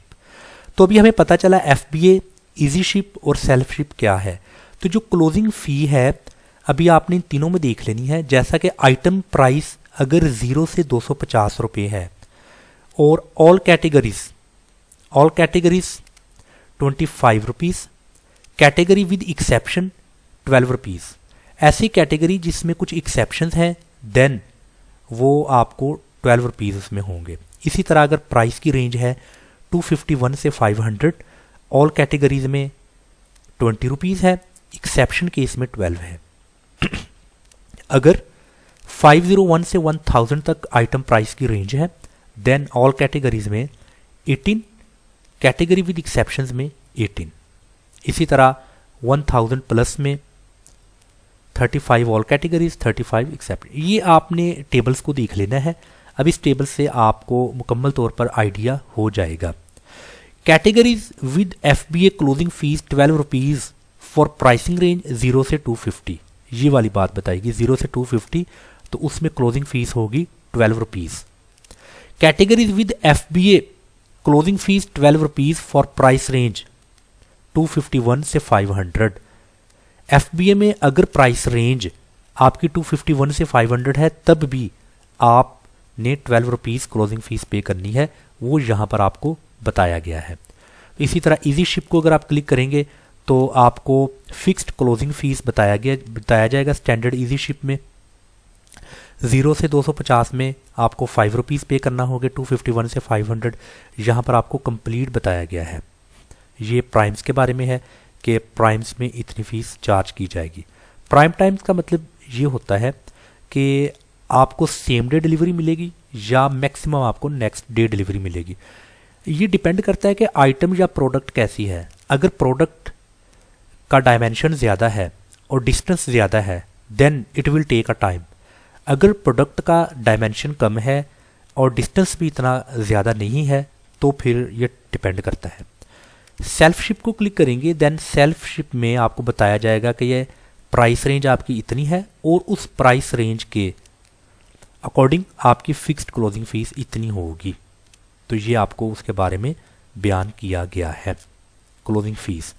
तो अभी हमें यहाँ पर पता चल गया है कि फाइंड योर क्लोजिंग फीस। आपने क्लोजिंग फीस देखनी है कि कितनी है। क्लोजिंग फीस कैटेगरी और आइटम प्राइस पर आपने चेक कर लेनी है, जैसा कि भी हमने देखा। स्टेप नंबर 3 में कैलकुलेट द शिपिंग फीस और if you are using self ship check the cost of shipping.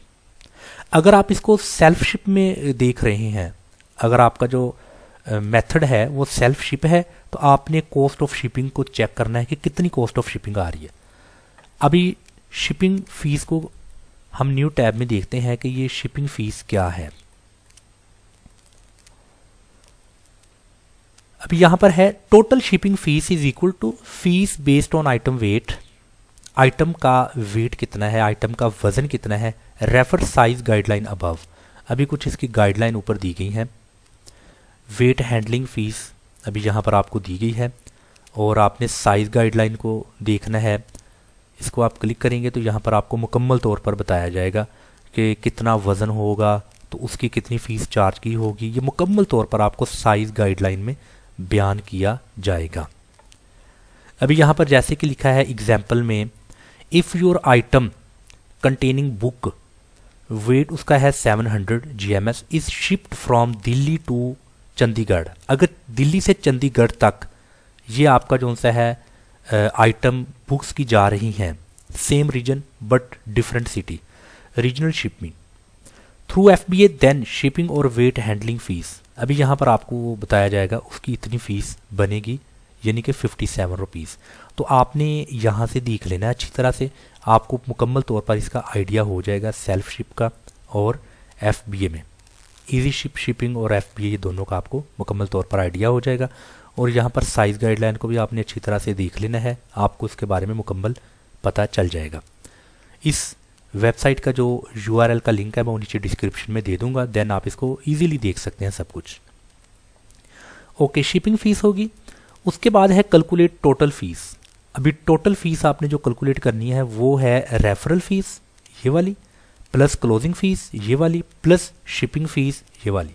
मतलब कि पहली 3 फ़ीस को आपने जमा कर लेना है। रेफरल फ़ीस यानी सेलिंग फ़ीस, क्लोजिंग और शिपिंग, इन तीनों को जमा करेंगे तो आपके पास टोटल फ़ीस आ जाएगी।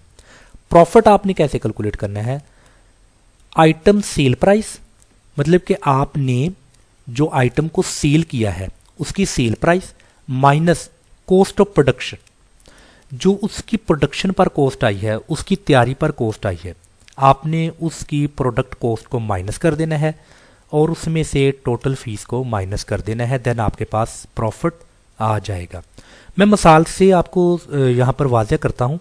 मैंने एक प्रोडक्ट को सेल किया है, अभी वो मैंने आइटम सेल की है 10 रुपये की, मान लेते हैं 10 रुपये की। कॉस्ट ऑफ प्रोडक्ट है उसकी 5 रुपीज़, मतलब कि 5 रुपये में मैंने उसको तैयार किया और 10 रुपये में बेचा है। अभी 10 माइनस 5 मैं इधर कैलकुलेट ओपन करता हूं।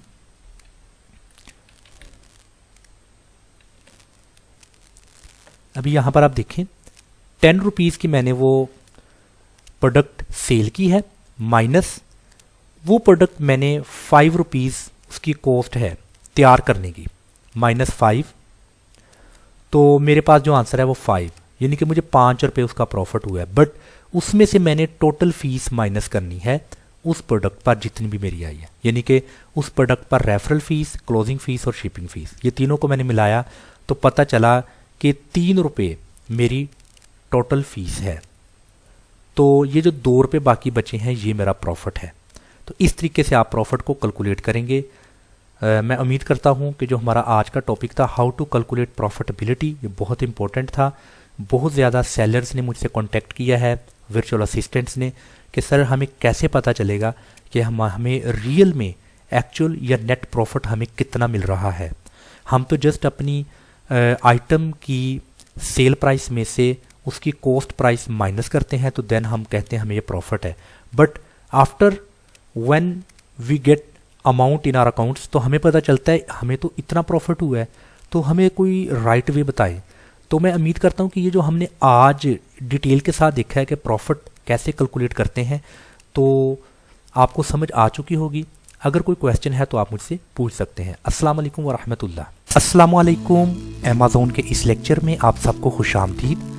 मैं हूँ सैयद काशिफ बुखारी और हमारा आज का टॉपिक है types of fees charge by Amazon. Amazon की तरफ से वो कौन कौन सी फीस है जो कि चार्ज की जा सकती है। इस वेबसाइट का URL का लिंक मैंने डिस्क्रिप्शन में दिया है। आप ये लेक्चर कंप्लीट सुनने के बाद उस लिंक पर क्लिक करके इस वेबसाइट पर आप प्रैक्टिस कर सकते हैं और इसको मज़ीद प्रैक्टिकल लर्न कर सकते हैं। तो यहाँ पर फीस एंड प्राइसिंग में आपने टाइप्स ऑफ फीस को क्लिक करना है। तो यहाँ पर टाइप्स ऑफ फीस आपके सामने है। पहली फीस है रेफरल फीस या फिर सेल ऑन अमेज़ॉन फीस, ये है प्रोडक्ट कैटेगरी बेस्ड फीस। उसके बाद है closing fees, weight handling fees. अभी ये जो फर्स्ट 3 टाइप्स ऑफ फीस है इसको हमने लास्ट लेक्चर नंबर 55 पर डिटेल के साथ स्टडी किया था, इन 3 टाइप्स को। बट आज हम इसकी जो चौथी किस्म है अदर फीस, वो कौन कौन सी अदर फीस हैं जो इन तीनों के अलावा भी चार्ज की जाती हैं, ये हमारा बेसिकली आज का टॉपिक है। बट इससे पहले हम just in 3 types of fees को की डेफिनेशन देख लेते हैं। पहली है रेफरल फीस या सेलिंग फीस। रेफरल फीस की डेफिनेशन है कि Amazon takes a referral fee for the role it plays in facilitating the sales relationship between buyer and seller। मतलब कि ये जो Amazon है ये बायर और सेलर के दरमियान सेल्स रिलेशनशिप में फैसिलिटेट प्रोवाइड करता है, मतलब कि सहूलत प्रोवाइड करता है एक सेलर जो कि Amazon पर अपनी प्रोडक्ट को सेल कर रहा है और बायर जो कि Amazon से प्रोडक्ट को परचेज कर रहा है। अभी सेलर और बायर के दरमियान एक सेल्स का रिलेशनशिप कायम हो चुका है और इस रिलेशनशिप में Amazon दोनों को फैसिलिटेट कर रहा है, सहूलत दे रहा है। उसके बदले में Amazon टोटल पेमेंट जो कि सेलर को की जाती है उसमें से कुछ परसेंटेज डिडक्ट करता है। तो ये रेफरल फीस की डेफिनेशन है। और उसके बाद है क्लोजिंग फीस। अभी ये जो क्लोजिंग फीस है ये क्या है? क्लोजिंग फीस इसको हम यहां से न्यू टैब में देख लेते हैं। क्लोजिंग फीस, अभी ये जो क्लोजिंग फीस है ये है बेस करती है आइटम की प्राइस और उस कैटेगरी पे कि आइटम की प्राइस और आइटम की कैटेगरी क्या है उस पर ये बेस करती है क्लोजिंग फीस। अभी यहाँ पर क्लोजिंग फीस जो सी है वो FBA, fulfil bye Amazon, easy ship और सेल्फ शिप, इन तीनों में प्राइस रेंज, कैटेगरी और कुछ एक्सेप्शंस केस हैं, उस लिहाज से यहाँ पर बताया गया है इसके बारे में। और इसकी डिटेल हमने लास्ट लेक्चर में बिल्कुल अच्छे तरीके से स्टडी कर ली है, लेक्चर नंबर 55 में। तो पता चला कि जो क्लोजिंग फीस है ये बेसिकली चार्ज की जाती है आइटम की प्राइस और कैटेगरी के लिहाज से। तो जो हमारा नेक्स्ट लेक्चर है, मैं नेक्स्ट लेक्चर में जो सी वो कैटेगरी है ना उसको डिटेल के साथ डिस्कस करूंगा, आइटम्स की कैटेगरी को। तो यहाँ पर लिखा है closing fees is charge every time your product is sold on Amazon based on the price range of the product. Product की जो प्राइस रेंज है उसकी बुनियाद पर। दिस फीस आल्सो वरीज, ये फीस मुख्तलिफ होती है based on the fulfilment channel you are using, कि जो सा आप फुलफिलमेंट चैनल यूज कर रहे हैं वो FBA, इजी शिप या सेल्फ शिप है। इन तीनों पर वो प्राइस या वो फीस डिफरेंट होती है। तो यहाँ से आप वो मतलब कि उसको कंप्लीटली देख सकते हैं। ओके, उसके बाद तीसरी फीस है wait handling fees.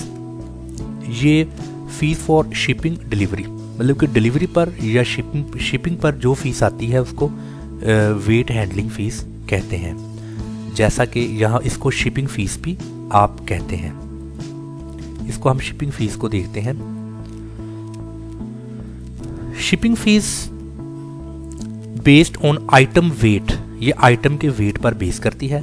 Refer size guideline above, आगे इसने इसकी कुछ गाइडलाइन है, इसके हवाला से साइज की गाइडलाइन को आप क्लिक करेंगे, ये मुकम्मल साइज गाइडलाइन आपको दी जाएंगी। इसके बाद है easy ship weight handling fees. Easy ship में फीस जो सी गाइडलाइन है वो आपको ये मिलेगी। अगर आप easy ship fulfilment channel use करते हैं तो आपको अप टू 500 GMs लोकल ये फीस है, रीजनल ये फीस है और नेशनल ये फीस है। मुकम्मल आपको इजी शिप में दी गई है। और इसके बाद जो नेक्स्ट है फुलफिलमेंट बाय Amazon। अगर FBA कर रहे हैं तो FBA की सूरत में फ़ीस आपकी ये हो सकती है। ये तमाम आपको बताया है FBA की फ़ीस क्या है, और अगर आप इजी शिप कर रहे हैं तब फीस क्या होगी, और ये मुकम्मल तौर पर आपको इसका बताया गया है। तो ये इसको इन डिटेल हमने लास्ट लेक्चर में देख लिया है। ओके, और उसके बाद आखिरी किस्म अदर फीस, ये अभी हमने पढ़ना है, इसको डिटेल के साथ देखते हैं। इससे पहले हमने जो पहली 3 किस्में हैं, सेलिंग फीस, क्लोजिंग फीस और वेट हैंडलिंग फीस, इसको आज हमने इसका ओवरव्यू कर लिया है in a mean time. Other fees, अभी इनके अलावा और कौन सी अदर फीस हैं उसको भी हम देखते हैं। ये अदर फीस का यहाँ पर आपको ऑप्शन दिया गया, आपने इसको क्लिक कर देना है। अभी अदर फीस 3 तरह की है। Pick and pack fees, FBA only, ये सिर्फ FBA चैनल पर है, पिक एंड पैक। सेकेंड है स्टोरेज फीस, ये भी जस्ट FBA के लिए है। लास्ट वन है FBA रिमूवल फीस, ये भी FBA के लिए। 3 तरह की अदर फीसेज हैं। अभी अदर फीस में लिखता है most Amazon orders are subject to the above 3 fees. मतलब कि ज़्यादातर जो अमेजोन के ऑर्डर्स आते हैं वो जो 3 फीस दी गई हैं, रेफरल फीस, क्लोजिंग फीस और शिपिंग फीस, ज़्यादातर ये 3 फीस सब्जेक्ट बनते हैं। However you may be subject to additional fees. कहता आपको एडिशनल फीस भी पे कर हो सकती है based on the fulfilment channel. ये बेस करती है फुलफिलमेंट चैनल पर। आप अगर इजी शिप या अगर आप FBM कर रहे हैं देन ये 3 तरह की फ़ीस आपको पे नहीं करनी होगी। अगर आप FBA कर रहे हैं, फुलफिलमेंट बाय अमेज़न कर रहे हैं, तो ये 3 तरह की फ़ीस आपको पे करना होगी। अभी इनकी डिटेल थोड़ी सी देख लेते हैं। पिक एंड पैक फीस, ये बेसिकली क्या है? This fees is charged per unit sold. मतलब कि पर यूनिट सेल पर आपको ये फीस चार्ज की जाएगी 11 rupees. 50 rupees for over size heavy and bulky items. अगर आपकी आइटम्स हैवी हैं, ज़्यादा बल्की हैं, तो 50 रुपीज़। बट ये जो फीस है ये कंट्री टू कंट्री डिफरेंट है, कंट्री की करेंसी के मुताबिक ये डिफरेंट है। चूँकि इस वक्त ये जो आपके सामने amazon.in सर्विसेज की वेबसाइट है, ये इस वक्त इसकी मार्केट प्लेस इंडिया है और उस कंट्री मार्केट प्लेस के मुताबिक ये फ़ीस है।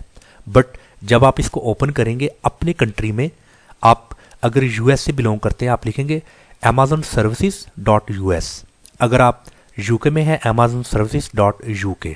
इसी तरह आप अमारात में हैं, आप KSA में हैं, आप किसी कंट्री से बिलोंग करते हैं तो आपने अपने कंट्री की एक्सटेंशन जो सी है वो लिखनी है। तो इसलिए फिर आपके कंट्री के हिसाब से उसकी जो फ़ी वगैरह है वो आपको यहाँ पर बता दी जाएगी। ओके, उसके बाद है स्टोरेज फीस। ये स्टोरेज फीस क्या है? This is the fee charge for storing your products in the Amazon fulfilment centre costing. मतलब कि स्टोरेज फीस वो होती है जो कि अमेजोन के वेयर हाउस में आपने अपने प्रोडक्ट को स्टोर करना है। आपकी ये प्रोडक्ट की स्टोरिंग फीस है जो कि वहाँ पर आपके प्रोडक्ट उनके वेयर हाउस में स्टोर है। उसके बाद removal fees. In case you wish to remove your products from the Amazon fulfilment centre then the following fee rates will be applicable. अगर आप चाहते हैं कि आप अमेजोन के वेयर हाउस से अपनी प्रोडक्ट को रिमूव कर लें किसी और वेयर हाउस में, मुमकिन है आप खुद के वेयर हाउस में अपनी प्रोडक्ट को रिमूव करना चाहते हैं, देन अमेजोन आपसे रिमूवल फीस चार्ज करेगा। और यहाँ पर कुछ मेजरमेंट है, स्टैंडर्ड शिपिंग है और उसके बाद उसकी एक्सपेडिट शिपिंग है। एक्सपेडिटेड शिपिंग वो होती हैं जो क्विकली, मतलब कि रैपिड हो, तेज़ हो, वेरी फास्ट हो।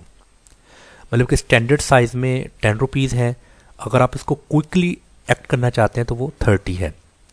ये ज़्यादा तेज़ी के साथ रिमूवल। हैवी एंड बल्कि 100 और ये भी 100 है। बट ये जो फ़ी है डिपेंड करती है आपके कंट्री के हिसाब से। ये मैं बार बार कहूँगा, आपके कंट्री के हिसाब से डिपेंड करती है ये फ़ीस। तो यही हमारा आज का टॉपिक था कि अमेज़ोन पर फ़ीस कितने किस्म की है, मतलब कि फ़ीस की कितनी टाइप्स हैं। तो आपको पता होना चाहिए कि 4 तरह की फ़ीस टाइप्स हैं अमेज़ोन पर जो कि चार्ज की जाती हैं। अभी ये 4 तरह की जो फ़ीस वगैरह है ये आपको बियर करना होगी। ये जो लास्ट वन है ना, अदर फीस, ये FBA की सूरत में है, ना कि FBM की सूरत में है। अगर आप FBA कर रहे हैं तो ये फ़ीस आपको पे करना होगी। देन 4 तरह की फ़ीस। अगर आप FBM कर रहे हैं तो 3 फ़ीस आपको पे करना होगी। मैं उम्मीद करता हूँ हमारा आज का जो टॉपिक था types of fees chart by Amazon, तो आपको समझ आ चुकी होगी। किसी भी तरह का अगर क्वेश्चन है तो आप मुझसे पूछ सकते हैं। अस्सलाम वालेकुम व रहमतुल्लाह। अस्सलाम वालेकुम। अमेज़ोन के इस लेक्चर में आप सबको खुशामदीद। मैं हूं सैयद काशिफ बुखारी और हमारा आज का टॉपिक है referral fees based on categories. इस वक्त आपके सामने यूके मार्केट प्लेस की ये रेफरल फीस का टेबल है। यहाँ पर रेफरल फीस का बुलेट पॉइंट्स में बताया गया है कि sellers pay are referral fees on each item sold. ये हमने इन डिटेल अपने लास्ट लेक्चर्स में स्टडी किया है कि ये referral fees per item sold seller को पे करना पड़ता है।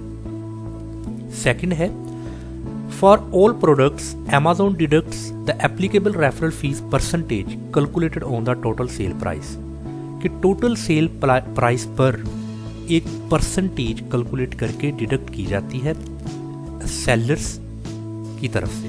मीन्स के Amazon ने सेलर से एक कैलकुलेटेड परसेंटेज डिडक्ट करनी है। तो इस वक्त आपके सामने जो टेबल है वो फर्स्ट कॉलम है कैटेगरीज, सेकंड कॉलम है रेफरल फीस मींस परसेंटेज में, और उसके साथ है including the digital services tax. Last one column में है सेकंड कॉलम में परसेंटेज है, और लास्ट वन कॉलम में जो सा है वो आपको बिना परसेंटेज के उसकी मिनिमम पर आइटम रेफरल फीस बताई गई है। अभी अगर आप सेलर हैं या फिर आप वर्चुअल असिस्टेंट किसी क्लाइंट के लिए काम कर रहे हैं, तो आप अगर यूके मार्केट प्लेस है आपकी, तो आप इधर से अपनी उन प्रोडक्ट की रेफरल फीस की परसेंटेज आप यहाँ से देख सकते हैं। तो यहाँ पर आपको बताया अगर आपका ब्यूटी के मुतालिक अगर आपकी प्रोडक्ट है तो वो उसकी परसेंटेज यहाँ पर मेंशन है, और यहाँ पर आइटम मिनिमम रेफरल फीस आपको बताई गई है, पर आइटम 0.25 पाउंड। इसी तरह अगर आपका बुक्स के मुतालिक कारोबार है उसकी रेफरल फीस है, और इस पर आपको जो सा है वो नील है, बिल्कुल किसी किस्म का जो सा है वो पर आइटम मिनिमम रेफरल फीस नहीं है। इसी तरह कार एंड मोटर बाइक्स है, ये आपको इसकी मुकम्मल डिटेल जो सी है वो दी गई है। और इस रेफरल फीस का ये जो टेबल है इसका मैं लिंक नीचे डिस्क्रिप्शन में मेंशन है, आप उस लिंक के ज़रिए इस टेबल को विज़िट कर सकते हैं। तो यहाँ पर जो वेरी फर्स्ट कॉलम में कैटेगरीज़ हैं आप देख लें, वो तमाम तर कैटेगरीज़ यहाँ पर मेंशन है, जैसा कि कंप्यूटर्स है, कंप्यूटर का मतलब कुछ एसेसरीज़ है, कंज्यूमर इलेक्ट्रॉनिक्स है। तो ये तमाम के तमाम आपके सामने वो कैटेगरीज़ हैं, और उन कैटेगरीज़ के बिल्कुल साथ उस परसेंटेज को मेंशन किया गया है। तो जो मिनिमम पर आइटम सोल्ड आपको रेफरल फीस है वो 0.25 यूरो है, सॉरी पाउंड। तो ये आपके सामने वो तमाम तर चीज़ें मेंशन की गई हैं। तो आप इस डिस्क्रिप्शन में लिंक के ज़रिए इस टेबल को विज़िट कर सकते हैं।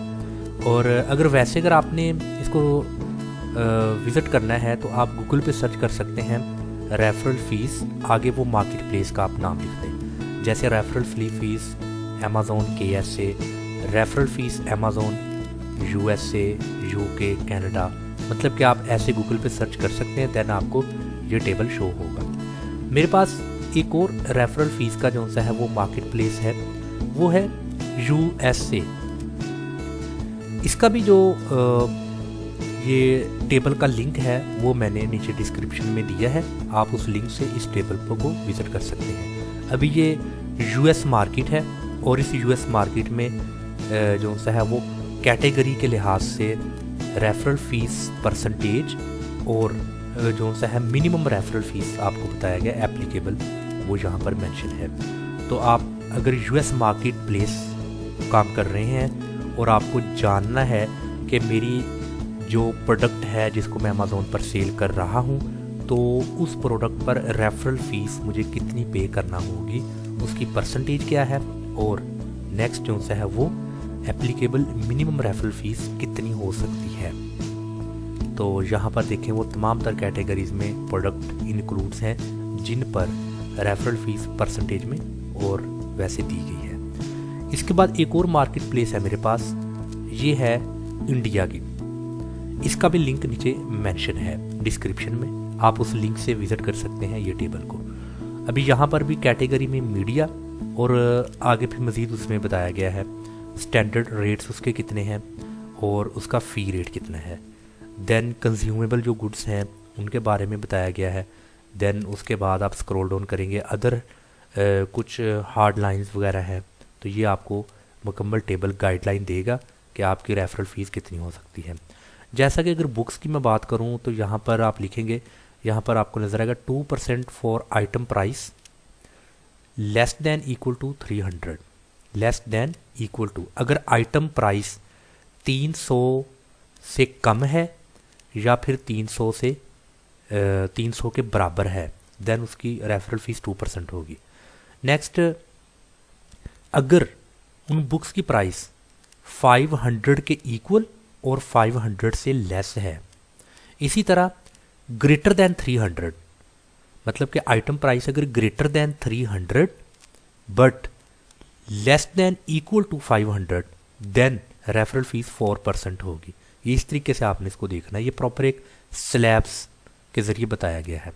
इसी तरह अगेन अगर item price greater than 500 and less than equal to 1000 then referral fees 9% होगी। इसी तरह अगर आइटम प्राइस ग्रेटर देन 1000 है तो उसकी जो परसेंटेज है वो 12.5%।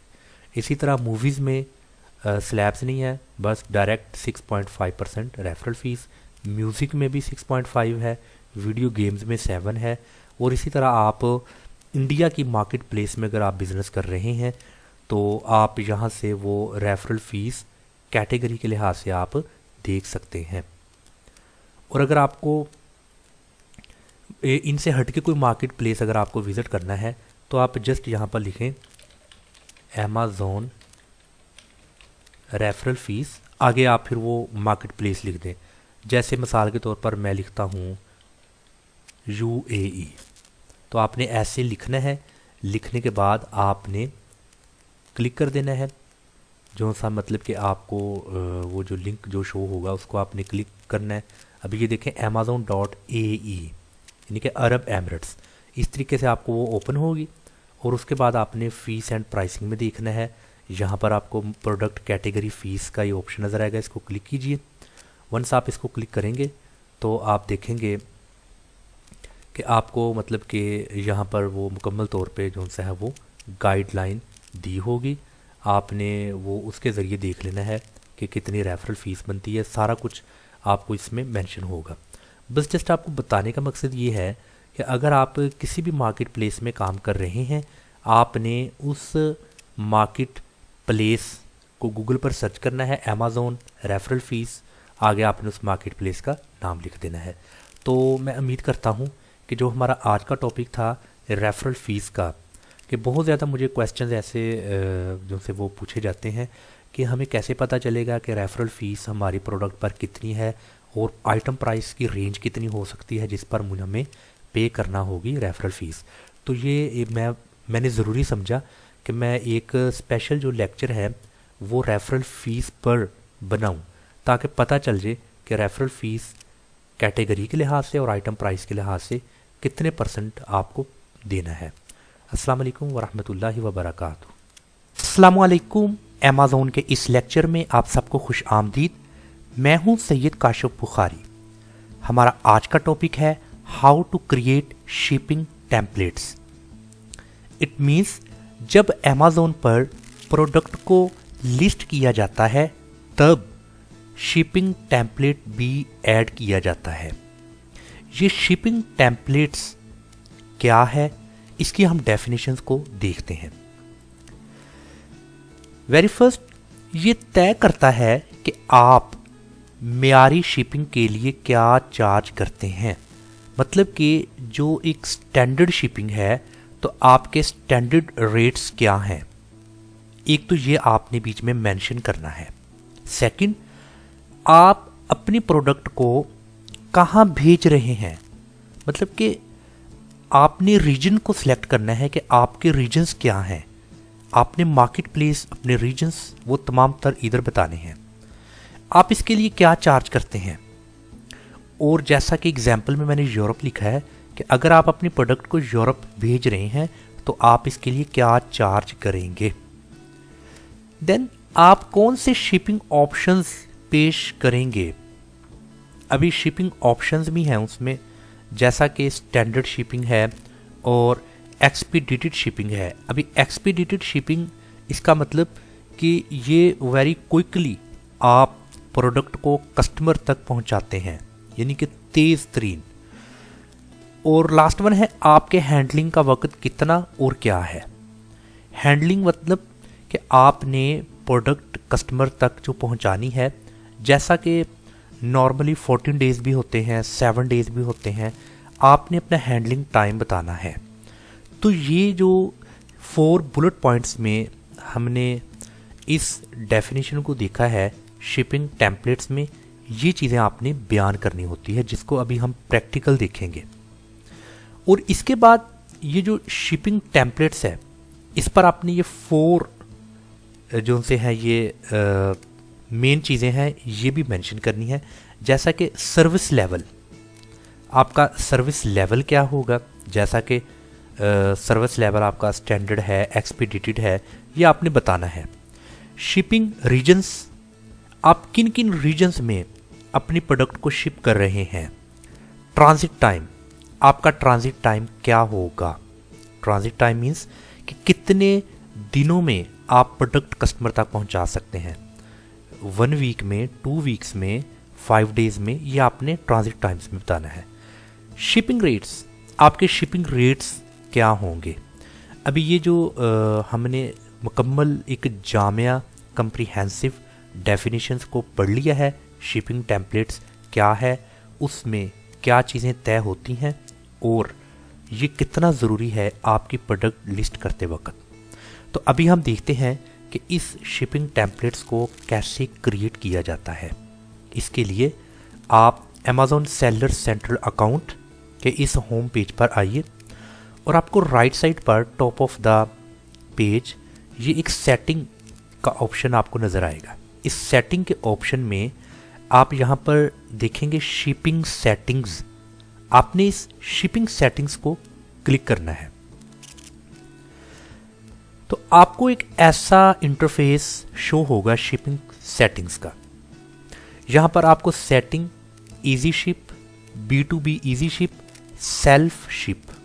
सेल्फ शिप चूंकि आप शिपिंग टेम्पलेट्स को खुद क्रिएट कर रहे हैं, मीन्स कि उस शिपिंग टेम्पलेट्स में आपने सर्विस लेवल बताना है, उसमें आपने शिपिंग रीजन्स बीच में एडिट करने हैं, ट्रांजिट टाइम को एडिट करना है, शिपिंग रेट्स को। इट मीन्स कि आप इस शिपिंग को खुद स्केड्यूल कर रहे हैं। तो इसलिए आपने सेल्फ शिप यानी कि FBM इस ऑप्शन को क्लिक करना है। जब आप इस ऑप्शन को क्लिक करेंगे तो आपको यहाँ पर क्रिएट न्यू शिपिंग टेम्पलेट का ऑप्शन नज़र आएगा। इस ऑप्शन को आपने क्लिक करना है। जब आप इसको क्लिक करेंगे देन अगेन आप इसको ओके कर दें। अभी आपके सामने एक विंडो जो आपको शो हो रही है। अभी यहाँ पर आपने एडिट करने हैं उन तमाम ऑप्शंस को। तो यहाँ पर आपने शिपिंग टेम्पलेट को क्रिएट करना है। वेरी फर्स्ट है टेम्पलेट नेम। आपके पास ये जो टेम्पलेट बाय डिफ़ॉल्ट 1 लिखा है, इसको आप एडिट करके टेम्पलेट नेम यहाँ पर आप खुद से दे सकते हैं। आप अपनी प्रोडक्ट का नाम भी लिख सकते हैं, आप उसका SKU वगैरह भी लिख सकते हैं, और आप जो भी यहाँ पर लिखें आप उसको अपनी प्रोडक्ट के रिलेटेड लिखें। जैसा कि फॉर एग्जांपल मैं लिखता हूँ शूज़ लिखकर मैंने इंटर की प्रेस की, तो आपको यहाँ पर अप्रूव्ड फॉर यूज़ का ये ऑप्शन नज़र आएगा। मतलब कि टेम्पलेट नेम मैं ये लिख सकता हूँ, बट ये तो जस्ट मैंने आपको वैसे ही बताया है। बट आप कोशिश करें कि अपनी प्रोडक्ट के रिलेटेड इसका नेम लिखें। और देन उसके बाद रेट मॉडल में मेरे पास 2 ऑप्शन यहाँ मुझे नज़र आ रहे हैं, जैसा कि per item weight based. Shipping rates are per item और per kilogram plus a fixed per shipment charge. Second option है प्राइस बैंडेड, जैसा कि shipping rates are determined by the total amount of the order. ज़्यादातर जो option को select किया जाता है वो पर आइटम के हिसाब से किया जाता है, तो मैं इसको ही बाय डिफ़ॉल्ट ऐसे ही रहने देता हूँ। ये आपकी चॉइस है, आप इन दोनों में से किस ऑप्शन पर जाते हैं। बट मैं आपको रिकमेंड करूँगा मोस्टली जो वेरी फर्स्ट पर आइटम वेट बेस्ड है इसको ही सिलेक्ट किया जाता है। उसके बाद है अपलोड रीजन। यहाँ पर आपने अपने रीजन्स को अपलोड करना है और यहाँ पर आपको लिखा नज़र आएगा click here to upload your delivery regions. आपने इसको क्लिक करना है और यहाँ पर डाउनलोड ब्लैंक टेम्पलेट, यहाँ पर कुछ टेम्पलेट वगैरह का बताया गया है, तो आपने इसको डाउनलोड करके देख लेना है। और upload your shipping template file, अगर ऑलरेडी आपकी कोई शिपिंग टेम्पलेट फाइल है माइक्रोसॉफ्ट एक्सेल में, आपने उसको प्रॉपर एक बनाया है, तो आप उसको यहाँ से चूज़ फाइल को क्लिक करें और आपके सिस्टम में जिस लोकेशन में वो फाइल है उस लोकेशन में आप उस फाइल को सिलेक्ट करके इसको यहाँ पर ओके कर दें, तो फिर उसको अपलोड नाउ के इस ऑप्शन को क्लिक कर दें, वो अपलोड हो जाएगी। उसके बाद अभी आपके सामने है डोमेस्टिक शिपिंग। अभी डोमेस्टिक शिपिंग में आपको एक्सपीडिटेड डिलीवरी नज़र आएगी। एक्सपीडिटेड डिलीवरी का मतलब ये है कि आप तेज़ तरीन शिपिंग कर रहे हैं, जिसका टाइम जो सा है वो 1 से 3 दिन भी हो सकता है और सेम डे भी हो सकता है या नेक्स्ट डे भी हो सकता है। इसमें उसलिए है एक्सक्लूडिंग हैंडलिंग टाइम, इसमें हैंडलिंग टाइम शामिल नहीं है, वो एक्सक्लूड है। और अभी यहाँ पर तो आपको बाय डिफ़ॉल्ट ये रीजन्स नज़र आ रही हैं, ये आप देखें ना, ये डिफरेंट तरह की ये रीजन्स के कॉलम में आपको ये रीजन्स नज़र आ रही हैं बाय डिफ़ॉल्ट। आप इन रीजन्स को एडिट कर सकते हैं। आपने इस एडिट के ऑप्शन को क्लिक करना है। वंस आप इसको क्लिक करेंगे तो आप इन रीजन्स को यहाँ से एडिट कर सकते हैं, ये डिपेंड आप पर करता है। और अगर आप उस रीजन को डिलीट करना चाहते हैं तो ये डिलीट का जो ऑप्शन आपको नज़र आ रहा है, आपने इसको क्लिक करना है और आपने इसको ओके कर देना है, तो वो जो रीजन है डिलीट हो जाएगी। तो ये मुकम्मल तौर पर आपको अख्तियार है, आपको अमेज़ॉन ने एम्पावर्ड किया है कि आप रीजन्स को कस्टमाइज़ कर सकते हैं। और उस रीजन्स को, ये तो भी बाय डिफ़ॉल्ट है ना, तो उस रीजन्स को आप एडिट भी कर सकते हैं। आपने इस एडिट के ऑप्शन को क्लिक करके रीजन्स को एडिट कर लें। सेकंड जो हमारे पास कॉलम है वो है ट्रांजिट टाइम। अभी ट्रांजिट टाइम क्योंकि एक्सपीडिटेड डिलीवरी है इसलिए ट्रांजिट टाइम 1 से 3 दिन लिखा हुआ है। आप इसको 1 to 3 डेज़ भी कर दें या फिर उसके बाद मैक्सिमम 3 to 5 डेज़ भी आप कर सकते हैं। ये आप इन दोनों ऑप्शन में से कोई एक क्लिक कर दें। उसके बाद हमारे पास जो नेक्स्ट कॉलम है वो है शिपिंग फीस। यहाँ पर आपने अपनी शिपिंग फ़ी मेंशन करनी है, पर ऑर्डर आप कितना चार्ज करते हैं। अभी it will depend upon your market place. अभी जो आपकी मार्केट प्लेस जैसा कि US, UK, इसी तरह KSA, UAE, IN, मतलब कि आपकी मार्केट प्लेस के मुताबिक आपने पर ऑर्डर कितना चार्ज करना है, यहाँ पर आप उसको लिख सकते हैं कि मैं पर ऑर्डर इतना चार्ज करूँगा। प्लस अभी आपने प्लस क्या ऐड करना है, 2 ऑप्शन है, आइटम्स के लिहाज से या उसके वज़न के लिहाज से। अगर आप एक वक्त में 1 से ज़्यादा आइटम्स को अगर आप डील कर रहे हैं, एक वक्त में 1 से ज़्यादा आइटम्स, तो पर आइटम कितना आप लेंगे वो आपने यहाँ पर मेंशन कर देना है। तो इस तरीके से आपने हर रीजन की शिपिंग फीस यहाँ पर आपने मेंशन कर देनी है। तो इसी तरह ट्रांजिट टाइम भी आपने मेंशन कर देना है। और यहाँ पर अगर आप कोई रीजन को डिलीट करना चाहते हैं तो ये ऑप्शन एक्शंस में आपको नज़र आ रहा है। बिल्कुल सेम इसी तरह एक्सपीडिटेड के बाद आपको नज़र आएगा, ये इसके नीचे एक ऑप्शन है ऐड न्यू रीजन। अगर आप इसको क्लिक करते हैं तो आप नई रीजन्स जो आपके मार्केट प्लेस है उसकी नई रीजन्स को आप जो सा है वो यहाँ से सिलेक्ट कर सकते हैं। उसके बाद पहले था हमारे पास एक्सपीडिटेड डिलीवरी, उसके बाद है स्टैंडर्ड डिलीवरी, मेयारी डिलीवरी। अभी स्टैंडर्ड जो डिलीवरी है वो यहाँ पर वैसे ही बाय डिफ़ॉल्ट 4 to 6 डेज़ हैं। आपने इनको इधर से कस्टमाइज़ कर सकते हैं, 6 to 8 डेज़ कर लें, 8 to 10 डेज़, 12 to 40 डेज़। ये आप स्टैंडर्ड डिलीवरी में उसका ट्रांजिट टाइम इधर से सिलेक्ट कर सकते हैं। मतलब कि ये वो टाइम है कि इन टाइम के अंदर अंदर मैं अपने कस्टमर को ऑर्डर डिलीवर कर दूंगा।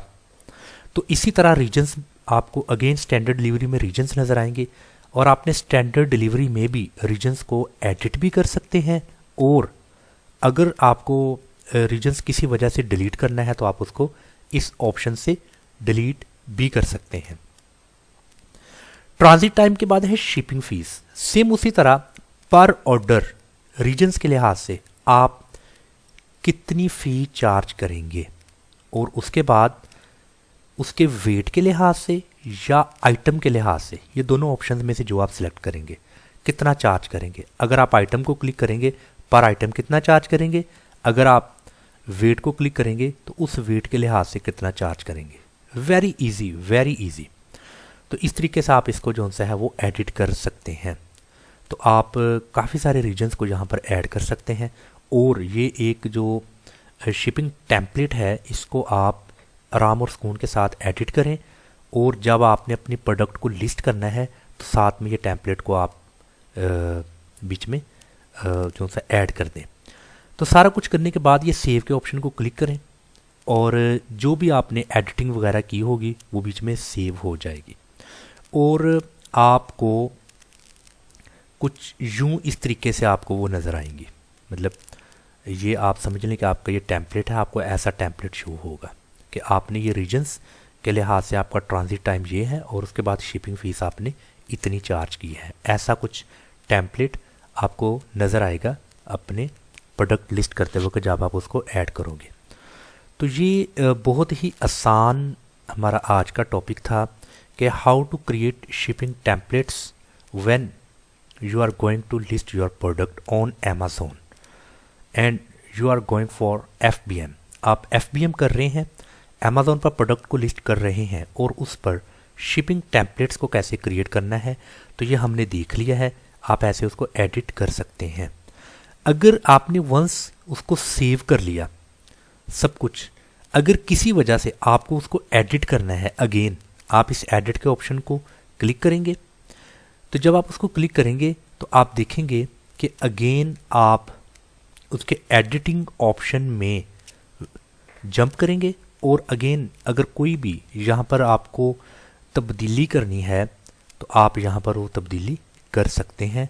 उसको करने के बाद अगेन आप उसको सेव कर लें। तो मैं उम्मीद करता हूँ हमारा जो आज का टॉपिक था कि आप शिपिंग टेम्पलेट्स को FBM कैसे क्रिएट कर सकते हैं, तो आई होप कि आपको आज के इस लेक्चर की वेल अंडरस्टैंडिंग हो चुकी होगी। अगर किसी तरह का कोई भी क्वेश्चन आपने पूछना है तो आप मुझसे पूछ सकते हैं। अस्सलाम वालेकुम वरहमतुल्लाहि वबरकातुहू।